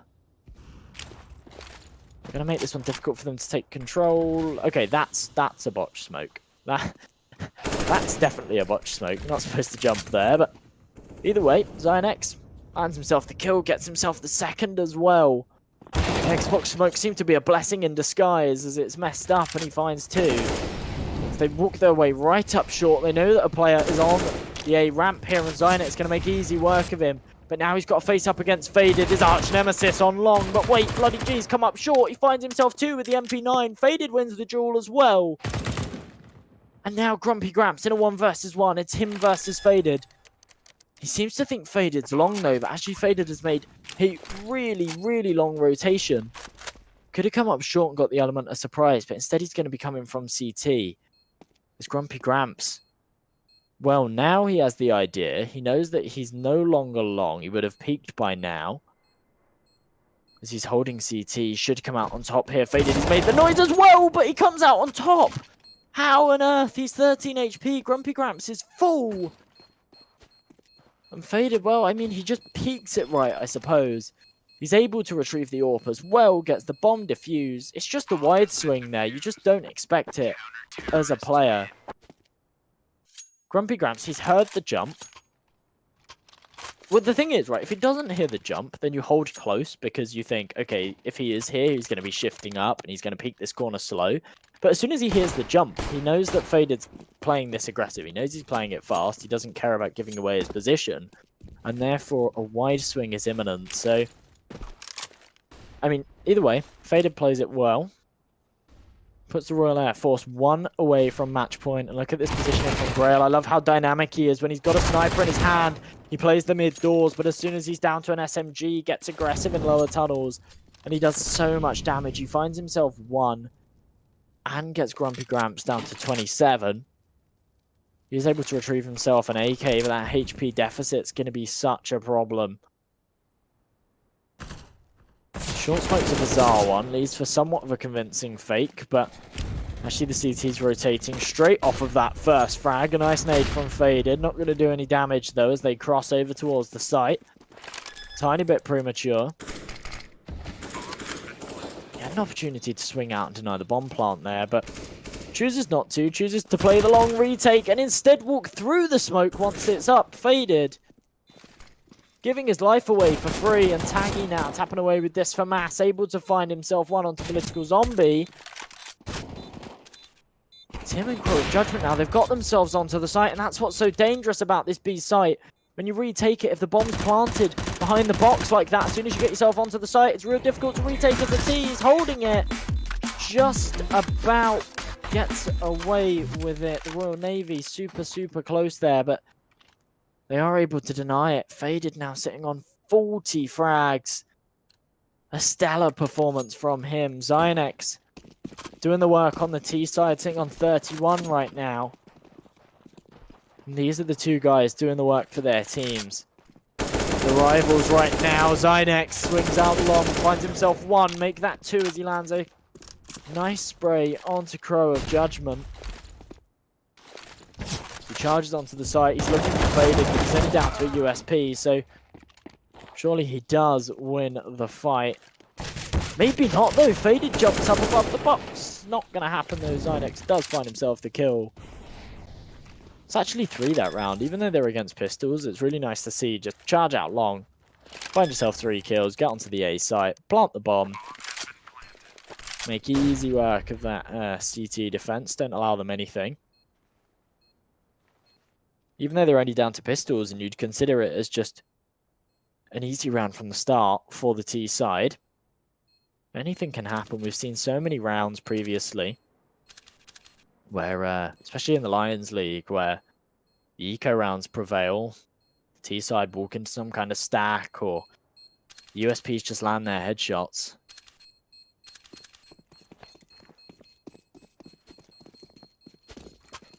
Not today, though. The Royal Navy put themselves on 12. The RAF, they will be able to buy into this one. I think they're going to choose to buy into this one. Bloody G should be able to drop that M4 over towards Taggy. He can then buy himself. The rest of the team can buy around that. Hopefully. Yeah, okay, they are going to buy. Bloody G's not going to drop the M4. But the rest of the team are going to buy for masses. Faded with the M4. So the Royal Air Force, they're full buying into this one. And this is really their chance to close this one out without things getting too close. Faded playing anti-flash, though. Oh, he gets tagged up. He's lucky that that long player fell off of that one. Zynex didn't want to go down too early, so he just got the tag in, but as he was blind, he didn't commit to the spray. Should know that one's close here, though, and he is going to. Spraying away, does a lot of damage to Faded, and Faded falls right back down to pit. They have a really good opportunity here to take long if they choose to swing out. It's going to be Alexis and Zynex to swing out long here. Oh my goodness, that's a decoy as well. That would have been a really good one if it was a flash. Pop flash out, go for the frags, but no one's going to be fooled by that one as Zynex swings right out, finds himself 2. That's going to open up the A site. This is all falling apart for the RAF. This is their buy round. This was their round that they had to win. It's looking like it is going to be able to go full team right now as Nasty Pasty finds himself one more. A 3 versus 2 now for the T's to try and hold up this bomb site. As the RAF coming in for the retake. Rail finds himself 1, but tagged down to 20 HP. He's instantly traded. And Bloody G in a 2 versus 1. Full HP, has got a kit, but no utility to isolate these fights. And they've got themselves in a really nice crossfire. Swings too slow, but Zynex not going to be missing that shot. He's not been missing many shots this game. He will capitalize on that one. Gets himself 37-16 right now. He's starting to catch up to Faded, who's still sitting on 40 kills. They're down to... Oh no, they're forcing into this. This could be detrimental. 2 players have thrown away all their money. So we're seeing 3 players going for the eco. We'll be able to buy into the next. But right now, the Royal Navy, they're in a fantastic position to take this game. If they can just take these rounds. There we go. Grumpy Gramps finding the 2 back when needed. Puts them in the favourable position. And there we go. Political Zombie cleans it up with the AWP. Oh, a little bit too close. But considering they actually bought quite a lot into that round, you would somewhat expect it. The RAF now, well, they've got 3 players that can buy and 2 that can't. They are going to choose to buy into it, but look at this. Limited utility, 2 SMGs on 2 of the players. I mean, this isn't good for them. Not when you're sitting at the brink of 14-14. I mean, this is not good at all. The Royal Navy right now. They're going to be slowing this round right down. They've taken control of the B tunnels. It's looking like they might go for a B split. They need to find a frag first as Zynex peeking the player on barrels. He needs to connect these shots. There we go. Crow of Judgment falls. That gives them the man advantage, but are they going to expect 2 players to still be on that site? They're not actually committing to anything. They're just keeping this man advantage. There's a minute on the clock. There's no rush. I think they're kind of hoping for the CTs to aggress somewhere. Ah, the smoke's missed again. It's unfortunate from Nasty Pasty, unable to make that short play convincing. Zynex pushes out though, and he checks the box on top. Shooting at the guy that he killed earlier, but either way, gets himself 2 onto the site. Grail gets the lurker. Look at this. Oh no, the man advantage has been given up. It was a 4 versus 3. They had the bomb site, and instead they choose to push. Now brings it onto a 3-on-2. Alexis and Political Zombie, the 2 guys to try and hold this one up. Political Zombie finds himself 1, but the flash is good. It means that Alexis falls, and Political Zombie last alive on the back of the site here. The flash not going to do a whole lot. He should fall here. Grail gets the kill. Wow, what a time to throw it away. The Royal Navy, they'd made such a huge comeback. They had a man advantage. They had the bomb site. It was the B bomb site as well, which is such a difficult one to retake as a CT. And they throw it away. It's such a shame. They have got the money to buy into this one, though. It's not a... Oh, no, it is a great buy. I thought 2 players were down to pistols there, but actually, it's Nasty Pasty just waiting to pick up his cheeky auto sniper. Let's see what he can do with this one. We saw it last game from the Navy side. It's a gun that they definitely seem to like. Did Bloody G mean to do that? That's an odd smoke. Let's throw that one far, but look at this positioning from Zynex. He's found himself 1. He gets tagged down to 30, though. Let's Grail out the equation. I think he was one of the low-buy players anyway, but it's still bizarre for him to aggress up mid alone. Navy, they really want to be taking this one to overtime. Do not want to throw it away now.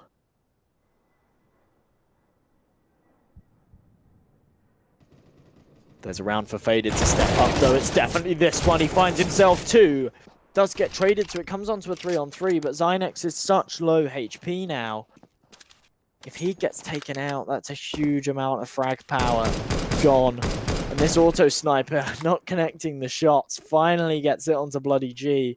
Taggy coming in from behind on short, though. Should be able to find himself. Zynex here, he gets tagged up a little bit, but there is the big player out of the equation.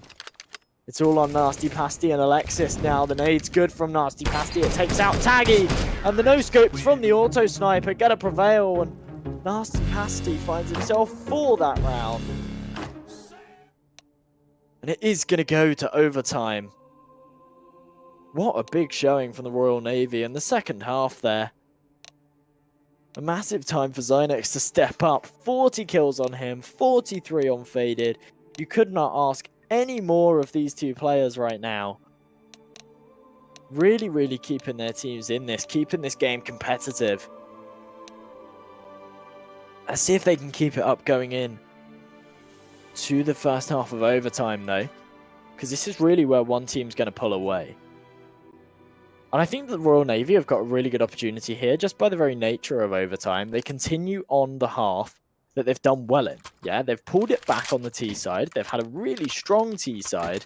Zynex really, really pulling it out the bag here, pushing out, finding himself those impact frags, opening things up, finding himself 2-3 kills every round. And they get to continue overtime on that half, so a really good opportunity for them to put 3 on the board here, but they are against a Royal Air Force that are stacked up now, yeah? I feel like the last few rounds, the problem that's been for the RAF is that they haven't really had money, and they've chosen to just kind of force into every round, or the economy's been unbalanced, like a couple of players have forced, a couple of players have ecoed, and it seems that all of their buy rounds have been really, really sketchy, but this time we have seen them with the double or make that a single one as Crow of Judgment falls. It's Zynex to open it up. A nice headshot from him over towards B. That actually leaves the B site open, but they've made their presence known on A. So that is going to pull the rotations from the CT side. Zynex, such a strong position here, though, to catch them off as they rotate. Grail holding short, not expecting Zynex to peek there at all. Zynex able to find himself one more. He's had the second player there. 2 land the headshot onto him. 3 kills in a round. Zynex, you are absolutely on fire. He levels up with Faded now, both sitting on that big 43 kills. The Royal Navy on top here, and I don't think the RAF are ready for this at all. Like, the morale's got to be so down right now. They've lost so many rounds in a row. They're just struggling to hold on to this control. Grail tries to get aggressive, but Zynex, he's holding it. He knows that he's done it a few rounds. He's got those B tunnels on absolute lockdown. CTs can't regain control of it, but as he swings, gets a little bit overconfident. He's trying to take these Angels with no support from his teammates, and whilst it's worked well for him throughout the game, it's something that you shouldn't really be doing, and if you continue to do it, the opposition will come out on top. Nasty Pasty able to trade his teammate though, brings it onto a 3-on-2. Opens up long as well, and actually opens up the A site if he's quick enough. Taggy is going to rotate though. I'm not sure if Political Zombie got the leg there, or if he thinks he got the leg. He threw the nade in afterwards, but him being there is actually preventing the rotation. So had Faded have fallen there, they could have got the bomb onto the A site. Faded finds the frag. Means that Political Zombie can't do a whole lot. He falls to Faded as well, and well, the Royal Air Force, they've leveled things out again. It's 16-16. They've found their footing. Just going for this single AWP now. It seems to be working a little bit better for them. We're seeing this auto sniper coming in again. It's Nasty Pasty. We saw him get a mean 4K with it in the 30th round. Let's see what he can do here. Oh, maybe he doesn't need to do a whole lot. Zynex charges right in. A good flash means he can find himself a headshot, but Grail comes in to hold up this site, and he's found himself 3. Runs out of bullets, tapping away with the USB for 4. But he's called the rotation. Taggy's going to be there. Should be able to find that kill. There we go. Through the smoke onto Nasty Pasty. That's going to be the auto sniper out the way. Grail spots the last player, throws the nade in. It's going to force him back as Political Zombie's down to 22 HP, and should be Faded coming in for the final kill here. Denying him the AWP save, denying him any more in that round. The Royal Air Force get themselves onto 17. If they can take this next one, they'll be in a really strong position going into the second half of OT, because, well, they did prove in the first half that the T side is their favoured side. It's a shame to see this fall apart, though, for the Royal Navy. They'll really be looking to take this round.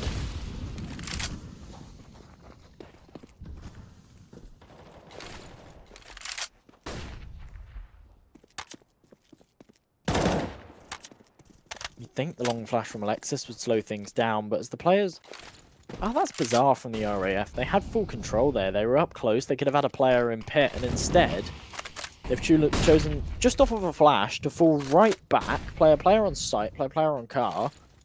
They've given up a huge amount of control and allowed the Royal Navy out, and now they need to land their headshots. Bloody G opening things up, though.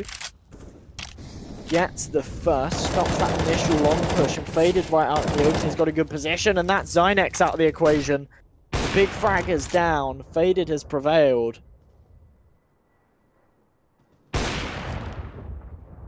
Now 5 versus 3, the Royal Navy. This is not looking too good for them, as they sit in deep long, desperately trying to find a kill on the site.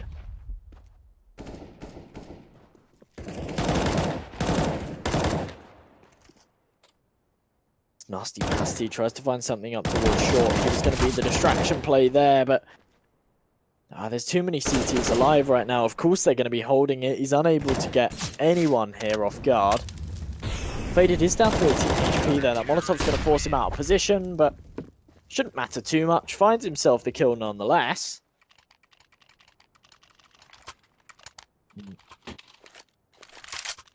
As Faded puts himself on a 50 bomb right now. That's absolutely nuts, even for an overtime game. It's important to note as well, this is a 10-round overtime. Going with the ESL format, not the FACEIT. 16k, 10-round overtime. Which means that the Royal Navy do have a few more rounds to play with, and they are able to buy into this one as well because of that 16k, but if they do lose this round, they'll struggle to buy into the next. Smoke grenade going to allow Zynex to get up short.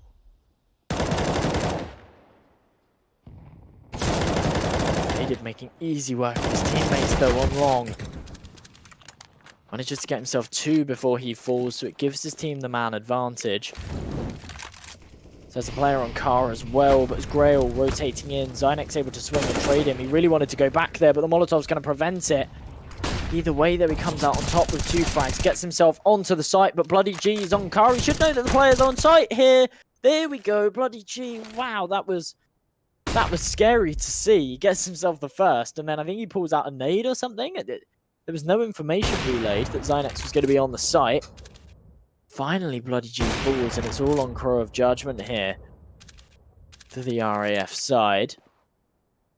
I mean, he's got the advantage here, yeah? Like, he's got the bomb site. Political Zombie hasn't really got time to wrap around to B, so he has to walk up, and it's the Battle of the Orps here. Who is going to land the shot? Crow of Judgment effectively just had to hold an angle there, but he repositions on short. Political Zombie doesn't expect it at all. After you don't see a player there for, like, sort of 10 seconds, you then start to think to yourself, oh wow, he's got himself in a new position. There's now so many angles I have to clear. And well, they come out on top, a really, really strong showing from the RAF there. Let's take the first half of overtime. It's a long road ahead if the Royal Navy want to pull this one back, because as they showed earlier on in the game, they're not too strong on their CT side. It seems to be Zynex, the only one really fragging for their side.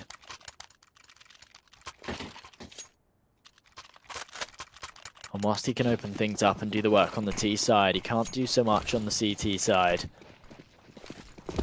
Let's see what Faded can do going into this T half. He's comfortably sitting on 52 kills right now. 120 points. It's absolutely nuts.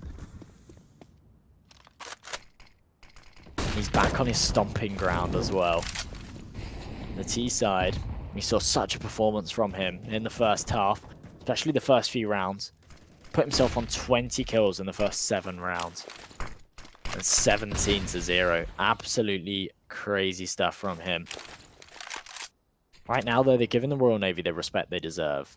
Seemed like in the first half on that T side, they were pushing in, they were taking crazy angels. It was nuts, yeah. Whereas now they're playing this really disciplined. They're taking control slow.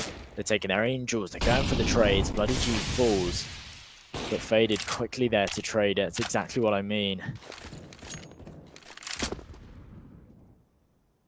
So it comes into a 4-on-4 now.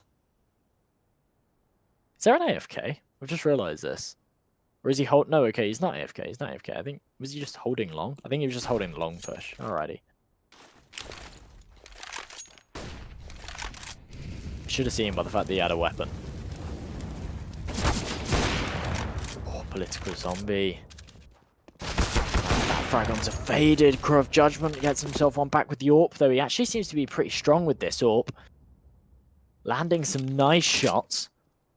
But with Faded out of the equation, it's a 3 versus 3. There's 15 seconds on the clock. They need to get out and get this bomb plant. Despite the fact they've traded that frag, the bombs drop CT. There's surely no chance for them right now, but they continue to contest the fights. And they are going to fall. The Royal Navy, they put themselves onto 17. Close the gap ever so slightly.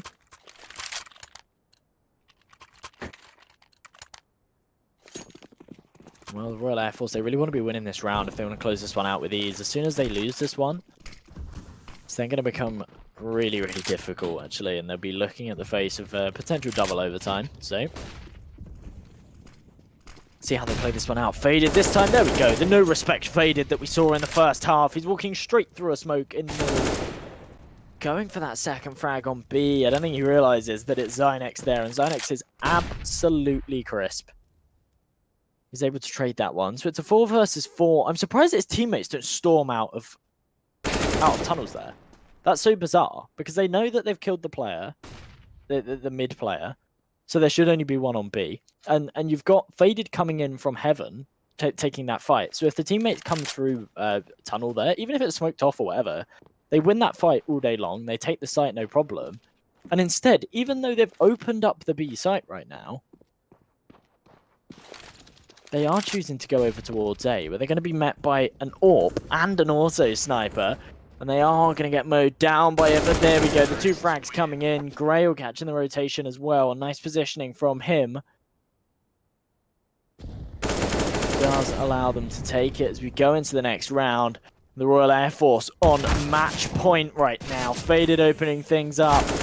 Gets himself the second onto Zynex as well. Is he going to expect a third CT player to be on the speed bomb site? Apparently he does, and he clears it. Alexis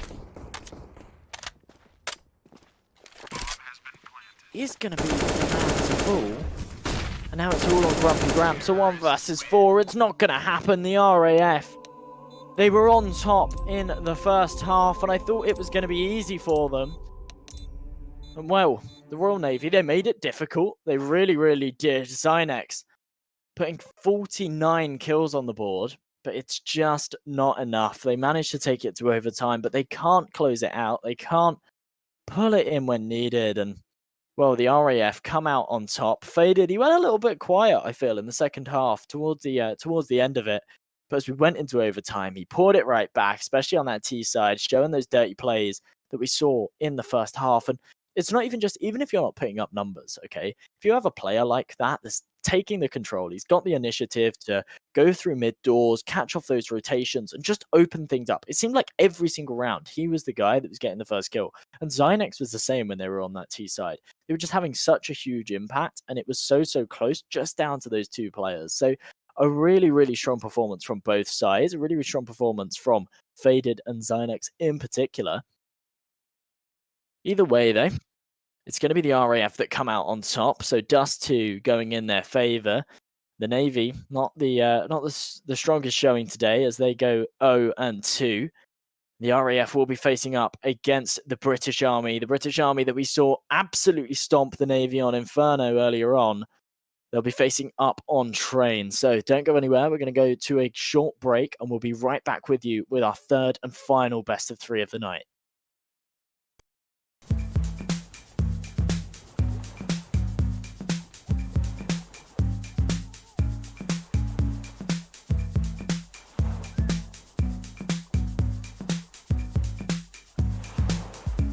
I don't know how it feels, 'cause I don't live in your part of the world. And I wish that I did. Oh, but nothing is forever, my girl.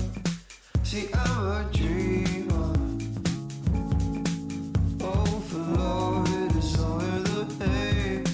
I'm a believer.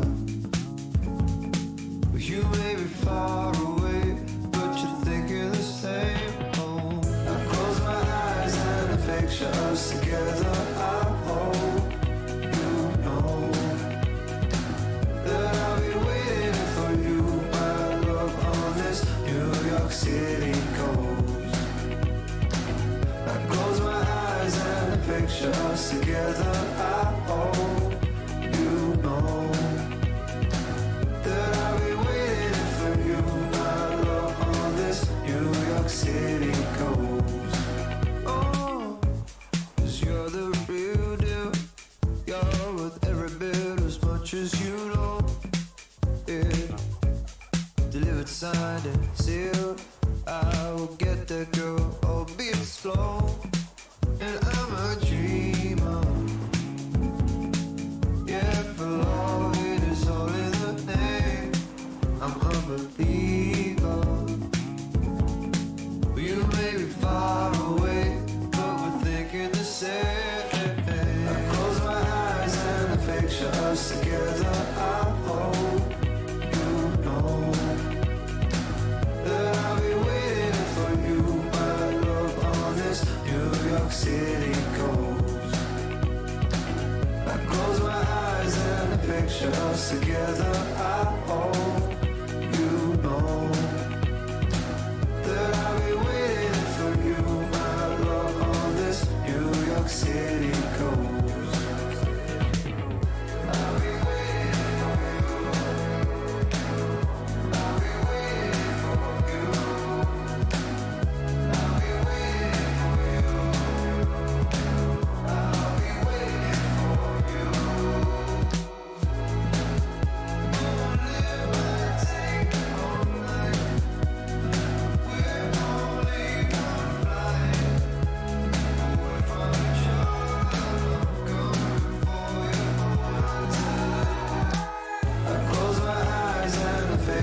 us together. I hope you know that I'll be waiting for you, my love, on this New York City coast. I close my eyes and picture us together. I hope you know that I'll be waiting for you, my love, on this New York City coast. I'll be waiting for you. I'll be waiting for you. I'll be waiting for you. I'll be waiting for you.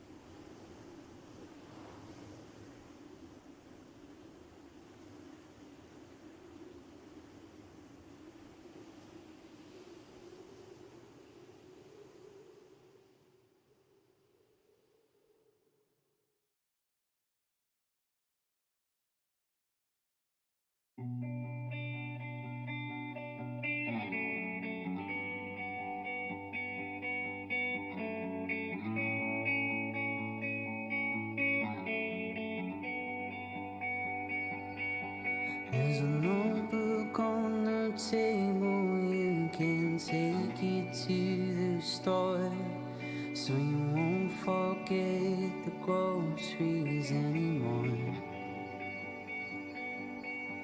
There's a rifle in the cabinet that I used to fight a war, but to this day I don't know what I was fighting for. I'm fighting for. Show me love, let's make it over, and I'm falling at your feet. After 30 years of service and months of it on me. Show me love, let's we grow colder, let our love provide the heat that I owe the bones of missing, but our hearts will never leave.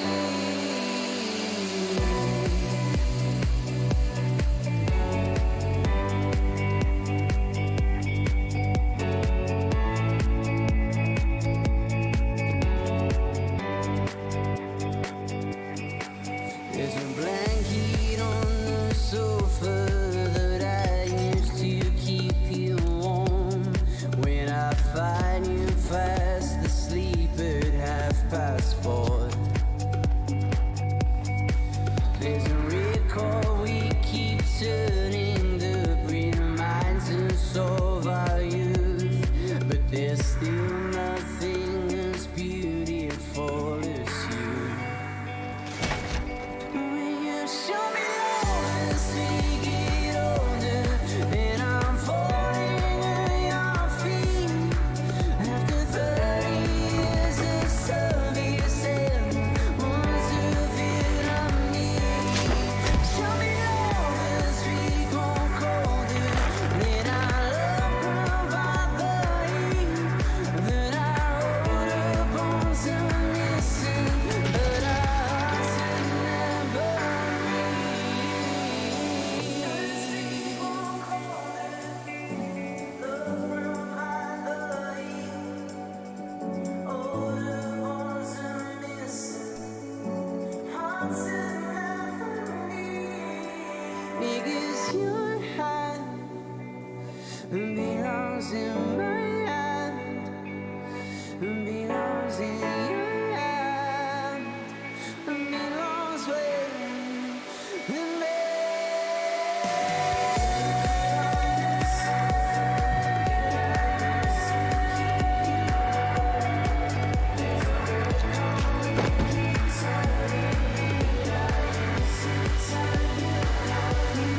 Show me love, let's make it older,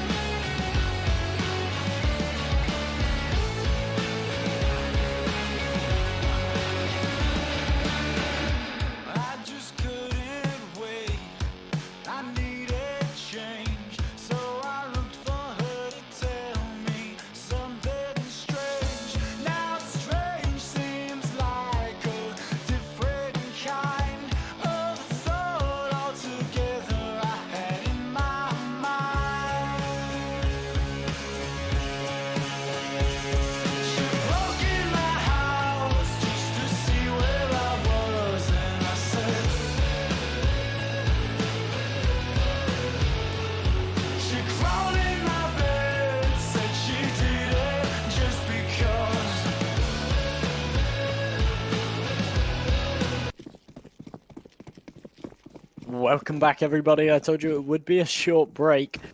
We're now jumping straight into the British Army versus the Royal Air Force. We've just seen the Royal Air Force take Dust 2 against the Royal Navy. It was a very, very close one. We saw it go to overtime. Now we're seeing them on train facing up against the British Army. We saw the British Army earlier on face up against the Royal Navy. Same opponents as the RAF on Inferno. It was an absolute whitewash for the British Army side. I think they won 16-2 or 16-3 and took it with absolute ease. So I think only naturally I'm going to be backing towards the side of the British Army going into this game, just for the fact that they completely stomped the Royal the Royal Navy, and the RAF kind of struggled against the Navy.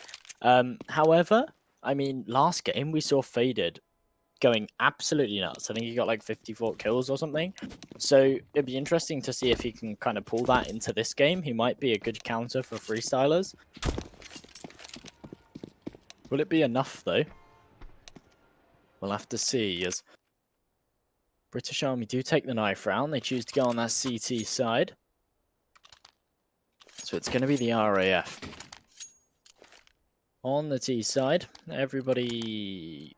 No, okay, only 2 people going for Kevlar. The rest going for P250 or the utility. Bloody G saving for an AWP or something? That's a bizarre buy. Either way. Faced up against a pretty stacked CT side with a B anchor, and well, Power, he's gonna hear all the noise. The rotation's being called in. The rotation's coming in really early, actually. This might be really good for the CT side. They obviously give up the sites to the RAF early, but the B site's a nice one to retake, especially when Power's hitting shots like that. Faz finding one more as well. Gives them a 2-man advantage. Power landing another crispy headshot. Make that 3. Can he find the 4th? No, Freestylers takes it out of his hands. But a really, really nice retake from the British Army, keeping all 5 players alive. They don't even need to use their smoke. Well, that was very, very clean. Power, a big, big round from him as well. He's the B anchor, yeah? And he's called the rotation, and then instead of staying close sight where he was originally, he's actually fallen right back. Like, literally fallen right back sight, gone back oil, come up heaven and taken it from a new angle. And that's such an awesome way of playing it, actually. You play the B anchor, but if they do go for a rush, fall right back, call the rotations, and then you're the first point of contact on the retake. Really nice to see from him. So right now they're just faced up against these clocks. Solrak going to get dinged, but only takes him down to 60. And actually he's going to throw the smoke and contest it. Gets taken out through by Faded. As Faz comes in, finds himself 2 more. Freestylers is there to clean up. Big brother coming in to pick up the pieces. Now, well, these T players are falling right back. Faded looking like he's trying to go for a bomb punt over towards B, but Power's going to hear the sound cue, take him down, no problem at all. And Bloody G last alive with a Glock. He's in a 1 versus 4, sitting over towards Olaf. I mean, whilst he's playing on borrowed time, he needs to just run out here and die. He's not going to find anything. I mean, maybe if he sits there, then someone walks into him and he might be able to get himself one, but yeah, nothing. Finds nothing. 4 players staying alive. I think he might have been in some kind of bug. His icon on the mini-map seemed to be struggling. Seemed to be pinging about.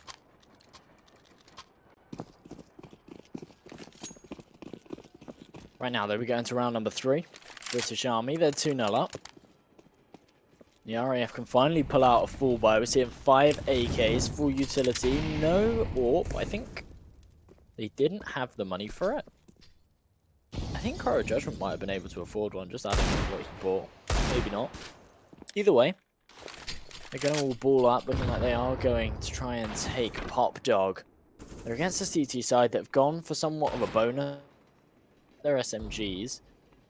A couple of players with the rifles, but it's pretty messy, so they could definitely take this round if they win their aim duels. But look at this angle that Freestylers is holding. He's done damage early. He's actually going to retake Pop control as well. Retakes Pop Dog control, takes out Faded as he swings out T-Con. Gets his head ripped right off.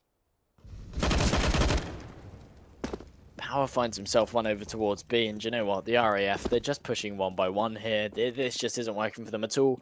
I thought, do you know what? They've all got utility. There's 5 AKs. They're all above pop. Maybe they can push down here, take pop control together, maybe kill the E-box player, and then decide whether they want to go in towards A or whether they want to rotate towards B, where there's only one player. But this just hasn't worked out at all. They're still just peeking one by one, falling like flies. Now it's Taggy and Bloody G. Bloody G's down to 13 HP. He's going to be the first point of contact on A. I mean, he throws a flash high and he peeks out. I can't imagine there's a lot he can do here, though. He actually finds himself one nice headshot, but with only 7 seconds on the clock, there's no time for them to get onto the site and plant. Solrak finds himself a nice headshot. Taggy needs to hold the bomb down. And the CTs win anyway due to the time, even if he would have got... Like, even if he hadn't have died before finishing the bomb plant, CT still come out on top, but Solrak finding himself 2 easy kills, puts him on the board now. The thing is we go into round number 4, you've got 3 players that haven't died yet. You've got Power, Faz, and Freestylers that all haven't died. So they're all comfortably sitting on 5-6k right now, which is going to be such a problem for the RAF, especially going into rounds like this where they've chosen to force into it. Taggy going to get taken down really early. So much control gain for the CT side as well. The smoke acting like a wall, faded. Walking straight through it, that's really questionable. Getting a little bit too confident. And what is going on? What is going on? It's not like they have to go through Ivy to get onto A site. Like, you lose a guy Ivy straight away. You get smoked off. You know that there's 2 players there because you saw them early on. You just fall off of that. Yeah? You just say, we've lost a man. We're unable to trade it. Let's go and... Or maybe you expend 1 player trying to trade it. Like... At most, yeah? Then you fall back, you try and find a new avenue onto the site, but instead they just fed those kills, pushing 2 players through the smoke. An absolute mad one, especially in a round that they've invested relatively heavily into, and actually we're seeing much of the same what we saw last game. We see 2 players buy down to 2k, so they can buy into the next, and then 2 players full buy. So next round, those guys are either going to have to eco, meaning that everything is just out of whack, or they're going to force into it, but it won't then be a full buy. There'll be 3 guys with AKs and 2 guys down to just SMGs or pistols or something. I just don't get it at all. Grail's going to fall, though, and it's all on Bloody G with a Mac 10 again. Finds himself 1, actually. I thought he could have got the second there onto Power, but either way, Elusive was behind, so the British Army taking it relatively easily. The RAF now, they can buy into this one. They've got the 3 top players. Okay, so Taggy's going to buy an AK, but no utility on him. And if Crow of Judgment chooses to buy a rifle here as well, he's going to have to buy a Galil or something. Okay, he's going to go for a UMP and utility, but, I mean, this is just messy. Grail's got no armor. He's glass cannoning. Got 1 player with no util, 1 player down to an SMG. Round number 5, and the RAF, well, they seem to be falling apart a little bit. We really need to try and take some more control. Not just control in terms of like map control, but actually just control of these rounds. Get themselves more kills. Be a little bit more disciplined with peaks and economy. Because right now it's all falling apart as Faz opens things up for the CT side. Finds himself 1. The smoke's going to go up. There's 3 more players are there and the smoke is bad. There's a huge gap in it. Allows Faz to find 1 more. Grail not going to land his shot. But no repeat from the CT side as he knows 2's there. Now there's 3. But it's the British Army. I mean, they should know that all 3 players are arriving now. No rotation being called. It doesn't matter, though. I mean, they've got 3 players over on A, just completely shutting this one down. They know Bloody G's there, too. Goes in. There we go. Freestyler swings it. Easy kill for him. 2 for the round. British Army take this 5-0, and this is looking very, very reminiscent of their first game that we saw on Inferno. Really, really in control right now. Seeing an AWP on Solrak as well, something that he was so strong on Inferno, and he has been so strong on in previous Lions League games. Faded though. Opens things up, takes out freestylers. It's a big man to take out, but still 4 strong fraggers to find. However, if the team play their cards right, they can play the trading game.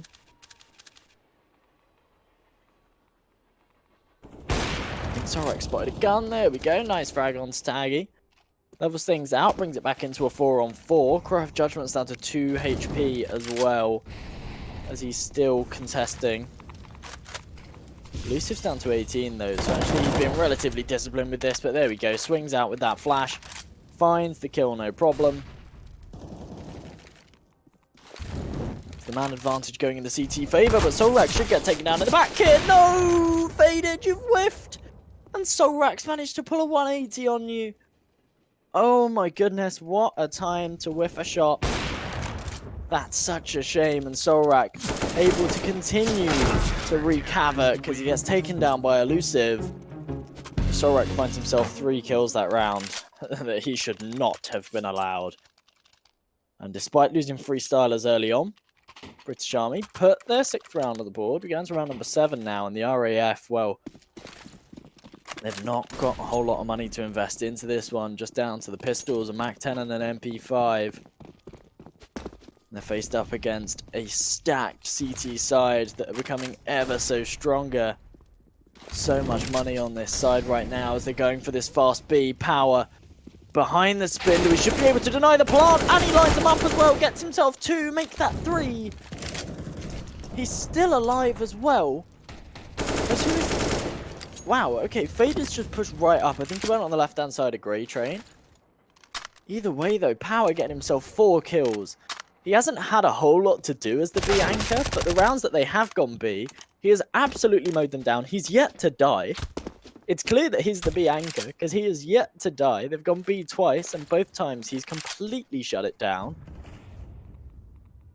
Sitting 11-0 right now. Interesting to see that it's not freestylers that's on top this game. So far, I should say. And Bloody G last alive, 3 versus 1. He's 10 HP.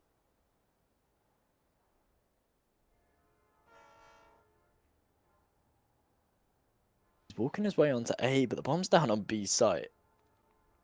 So I can't imagine there's a whole lot he can do here. Power as well. Actually gets himself the ace. It's interesting to see him go for the lurk, especially with the low HP, but I think he wanted that ace. I think that was his plan there. It was like, do you know what? I've got 12k. I'm going to give this ace. So he sits 12-0 right now. And still 3 players on that T side yet to find a frag. It's round number 8. And you've got 2 James Bonds. 2 James Bonds. Grail's got 2 assists. But 2 James Bonds on that T side, that's not what you want to see going into round 8.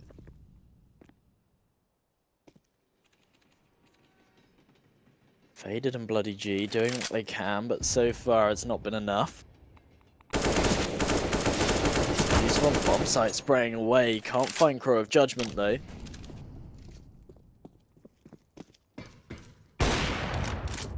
Oh, Faded does a lot of damage with that AWP shot, but just going through the corner of the train there, it won't quite finish off fast. There's still only a 1-man advantage. No, Grail finds 1. It's actually the first of the game for him. Puts his name on the board.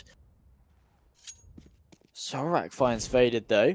Actually, Freestyler's finding one of his own. Brings it back onto a 3-on-3. Solrak finding Bloody G as well. From what was a 5 versus 3 has now become a 3-on-2. As Taggy charging his way out of Ivy, but he's surely not allowed anything here as Freestylers is sitting in heaven.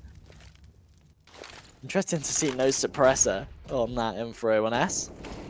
Shouldn't matter though, Freestylers mowing them down. Swaps it out for the AK and the British Army go 8-0 up. Royal Air Force, they're just throwing away those rounds. That round they had that. Yeah, they had the 2-man advantage. They had a lot of control, and I think had they used utility, I'm not too sure. I wasn't actually looking to see how much they had how much utility they had once they'd got those 2 first kills. But they can molly connector, they can smoke off Ivy, they can get the bomb plant, they can play with that. But instead, they continued to take the fights. It didn't work out for them at all. Faz going real aggressive that round, finds himself 1. Grail trades it, so we find ourselves in a 4-on-4 again. Bloody G and Grail going over towards Ivy. I think they seem to think it's open because they've got that kill. Little do they know there's actually 2 players holding over there. Nade's going to do a lot of damage as well. Trying to walk their way in, but Crow of Judgment, he was the pincer. He was the guy that was going to find those frags on those Ivy players as they were taking the engagements, and he gets taken down by Freestylers. Freestylers falls, and actually Solrak, caught with a nade in his hand, is able to throw the Molotov anyway, so it cuts off the B rotation, or not the B rotation, but the B wraparound if they chose to go around back lanes, allows him to get a new position, but he's not going to choose to. He's going to choose to re-peek. It's going to cost him his life. And now it's all on power, a 1v3. He's the B anchor, so he's on the slow rotate. It's definitely a doable clutch for him, but is he going to want to break his KD? He's 12-0 right now. He's got an AK, full util. I wouldn't be surprised if he just goes for the save here. It's looking like that's exactly what he's doing. Maybe just try and take a couple of guns at the end of his hands. Oh, Taggy. Oh, no. That should have been your kill all day long. He's let it slip. Actually, power. Even though he's not coming for the round, but he's just charging right in, trying to find himself some kills. 2 players were super, super low there and would have gone down with the bomb, but the round saves them. Or the end of the round, I should say, saves them. So the British Army giving up a round finally. Royal Air Force putting one on the board. But is it too little too late? They need to string a fair few more together to have a decent half here. British Army, they're looking so on top. They can buy straight back into this one. Freestylers falls are a really nice headshot from Faded to open it up there, but Elusive still there to do the damage. Finds himself one more. Faded still doing work though. Opens up the site, finds the kill onto Faz. Brings it onto a 3-on-3. Faded walking straight through this smoke though. It's questionable, but he finds himself 2 because of it. And Elusive solo guarding the bomb's gonna die. And Faded gets himself 4 that round. I don't think he should have been able to get away with that really. That's pure showcase of how he plays. A really hyper-aggressive player. Follows the kind of style of a Stewie 2K. Maybe a simple kind of player. Just really, really aggressive. He sees a smoke. He's going to push through it. He's going to take every angel he can. So far it's working out for him though. But this round it's going to be Crow of Judgment to open things up. Faz, so much information though. Pushing... Ozy doesn't have to worry about Ivy at all this round because he's got such a long sight line. He can fall right off, help his teammates fight the T-Con players. Do they need it though? Freestylers. He's absolutely tearing through these players with the MP9. Finally he falls, but not after getting 2 kills and doing a whole lot of damage on Crow of Judgment. This should be the British Army's round right now.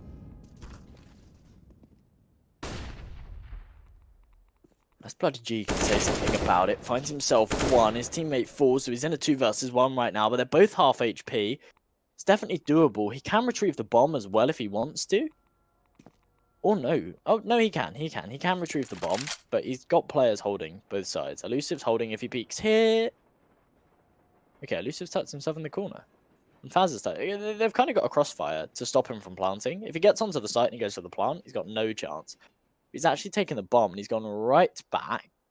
Not going to go for B though. He's going to wrap right around to Ivy. But look at the time. There's 25 seconds on the clock. There's really, really not time to be doing this, especially not shift walking. And he has to shift walk to not give away his position. And I think he's actually just going to walk straight into Faz. Yep.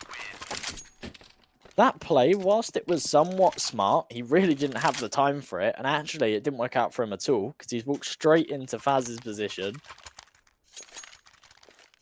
The British Army put 9 on the board. As we go into round number 12, they'll be looking to take this into double digits. The Royal Air Force certainly on the back foot, but they're not out of it yet. Yeah, it's 9-2. It's not favourable at all. But with that early kill onto Solrak, as he's just down to the scout, can afford the AWP, means that they could put a 3rd on the board, and if they string a few more together, they could be taking this as a 9-6 half. Find themselves another. Freestylers gets one back, but Faded, the B lurker, He takes out Power. It gives him that 2-man advantage. Freestyler still wreaking havoc with that MP9 though as he's playing close, but as he drops off the train, he burns to the fire. And now Elusive, a 1 versus 3 for him to clutch out. He should know there's at least 1 here, but will he expect 2?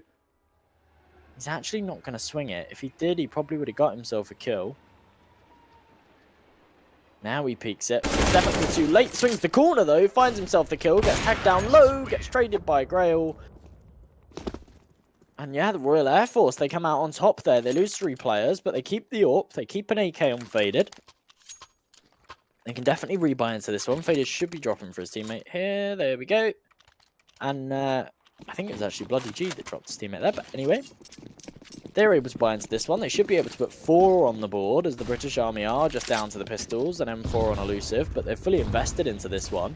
They're not going to have a lot of money going into the next either, so the RAF definitely got potential to put at least 5 down here, as the nade stack from the CT side hasn't worked out at all. Can't cut Freestylers out though with this Deagle. He is such a dangerous player, especially with a weapon like that. The headshot potential, and Elusive and Solrak, actually the two open things. Zarpol, no, Bloody G, he's found the headshot through the smoke onto Freestylers. That's him out of the equation. Elusive's got himself a nice off angle though. Should be able to get at least 1 with this M4. Really wants to fall back here now though. Oh, he gets himself the second as well. This is all falling apart for the RAF. What could have been 2 rounds in a row has now become... Well, I mean, it's just a mess. It's just a mess. They could have taken this round. They were against pistols. Take it 9-4. They should be able to take the next as well, because the British Army would be on low money. Goes 9-5, and then you're fighting for 10-5 worst case scenario. Whereas now, Grail's got to make the call whether to save this AWP or do some more damage. Either one is going to be really impactful. Sorak's closing in from behind. He's not even able to save the AWP. Sorak's able to claim it, and that's such a dangerous weapon for Sorak to have, especially considering he wouldn't have been able to buy it into this round. He was down to a scout in the round before last, and then going into this one, he wouldn't have been able to buy an AWP either. He's actually... No, okay, he's not. I thought he was going to drop it to Faz there. I was quite confused, but no, he is going to choose to keep it. And they're against an RAF with not a lot of money. Faded on the hero AK. Definitely the player to put on it, but I can't imagine it will be enough. It's the British Army looking so strong right now. Should be able to take this one. 11-3. Solrak helping out his teammate there. Goes for the second time this round. Freestyler though gets himself 2. Elusive coming in to help. Finds a couple of his own, but Faded. I mean, he does a lot of damage. Yeah, he's a big player, and he does a lot of damage, and he does a lot to try and pull his team into this one, but on these rounds, it just doesn't seem to work out for him. Yeah, like, he's got 2 kills, but he's still got 3 players to find. He's got a bomb to retrieve. He's only got 40 health. There's really nothing more he can bring into this round. And I think he'll really just be hoping to save that AK. But with a minute left on the clock, I think he kind of knows that that's not really an option.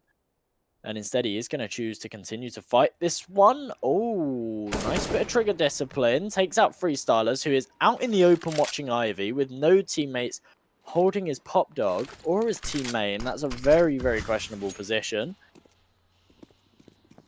Actually gives Faded a bit of a lifeline. I don't know how he's got away with that. The bomb was out in the open on A site. These 3 players should just be holding that, yeah? Just someone hold Ivy, someone hold T-Con, someone hold Pop Dog, and that's it. That's the round done and dusted. But instead, they actually allow Faded to get himself 1 kill, give himself a lifeline to get onto the B site. Power, though, does take care of him, close out the round, but definitely closer than it should have been, and a decent round for the RAF nonetheless. They are able to buy into this one finally. It's the last round of the half. The British Army now, though, they're sitting on 11 rounds. So worst case scenario, this is an 11-4 half for them. Which is, yeah, still a pretty hefty stomp. Freestyler sitting 16-9 right now. Top fragger for his side, and he's definitely had the biggest impact. Finding those opening kills, but look at Taggy. Oh, no! Taggy's been tagged through the smoke, and it's a dink. Starts to panic, starts spraying, and it costs him his life because it gives away that he is in fact there and the bullet traces can be traced. So Elusive finds Faded. It's a big player to take out as well, so the 2-man advantage now for the CT side. I think this is done and dusted. we should be looking down the barrel of a 12-3 half. And I mean, the British Army, they definitely deserve it. The RAF have been slightly more of a worthy opponent than we saw the Royal Navy as on Inferno, but British Army still making easy work of them. Bloody G able to get himself one kill, but his Crow of Judgment last alive, and he's just going to swing the AWP Soul Rack, and well, all that's going to do is add more kills to his tally. The British Army take the first half 12-3. A very, very convincing one, and I think in terms of military esports, this British Army side is going to be just a really, really strong one. This is such a strong roster, actually, compared to what we've seen in previous Lions League seasons, in terms of what we've seen in the what we've seen today from the RAF and from the Royal Navy. This British Army side is actually a really strong roster. Like, this team can actually do well in tournaments outside of the military. Either way, though, this is their scope for now, and they seem to be dominating it. They take the half 12-3.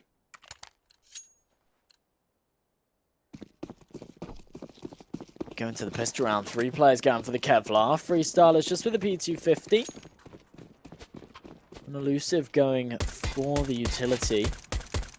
It's looking like they are charging for B, though. Grail being kept occupied over towards A. Freestylers, oh, he's making a lot of noise and just making that fake really, really convincing as he finds himself a kill as well.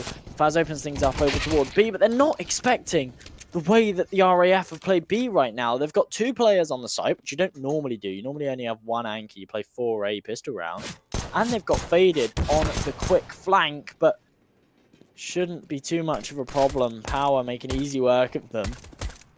Faded last alive in a 1 versus 3. He's going to have to allow them to take the bomb, and well, he's in a decent position to stop the plant if they choose to go B, but that's not what they're doing. They are going right round to A.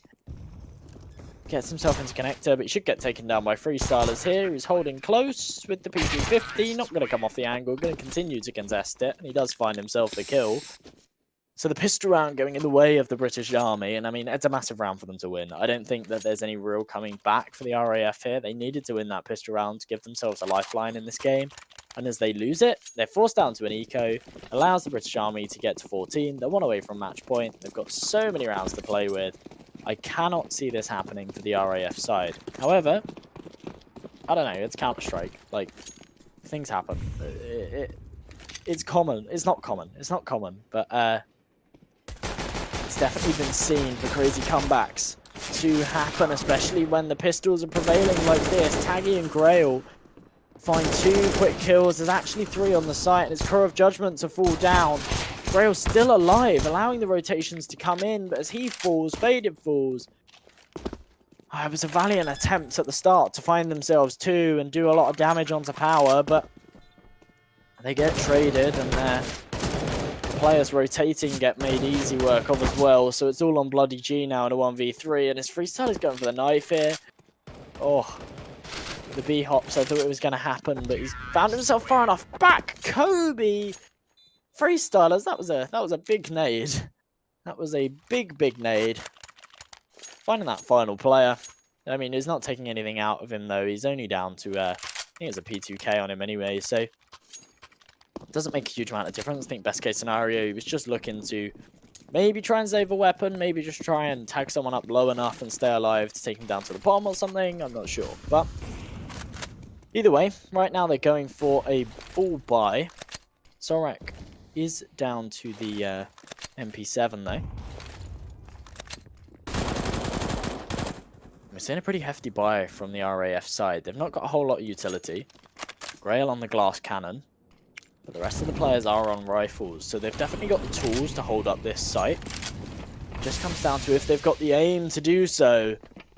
It's the British Army. Smoke off that Molotov. They're charging right into Ivy. Faz jumps straight through the smoke, spraying away. Takes out Bloody G. That's the AWP out the equation. They can wrap right around if they choose to. And that whiff shot as well from Grail. He's going to fall too with no armor there. There's absolutely no chance as he's getting mowed down. Faz finds himself the third of the round. What a huge entry fragger right now. He's just on fire, charging in, finding these kills. Lucid spotted the player on the B site, makes easy work of him. It's going to be faded. Now it's Crow of Judgment, a 1 versus 5. He's got an AUG, but it's surely not going to happen here. He gets taken out by Faz.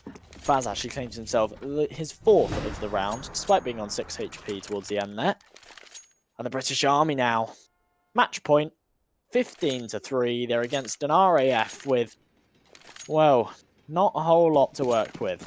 Not a whole lot at all. A couple of SMGs, a scout, just some pistols. I cannot believe this has been so dominant. When it was, what we see in 9-3, and the RAF were super close to taking it to 9-4, I thought this could be a close half, this could maybe be a close game. But no. I mean, the British Army, they've absolutely run away with this and got themselves to 15-3. The RAF might be able to pull back a couple of rounds right now, but Freestylers is still alive and he's causing problems.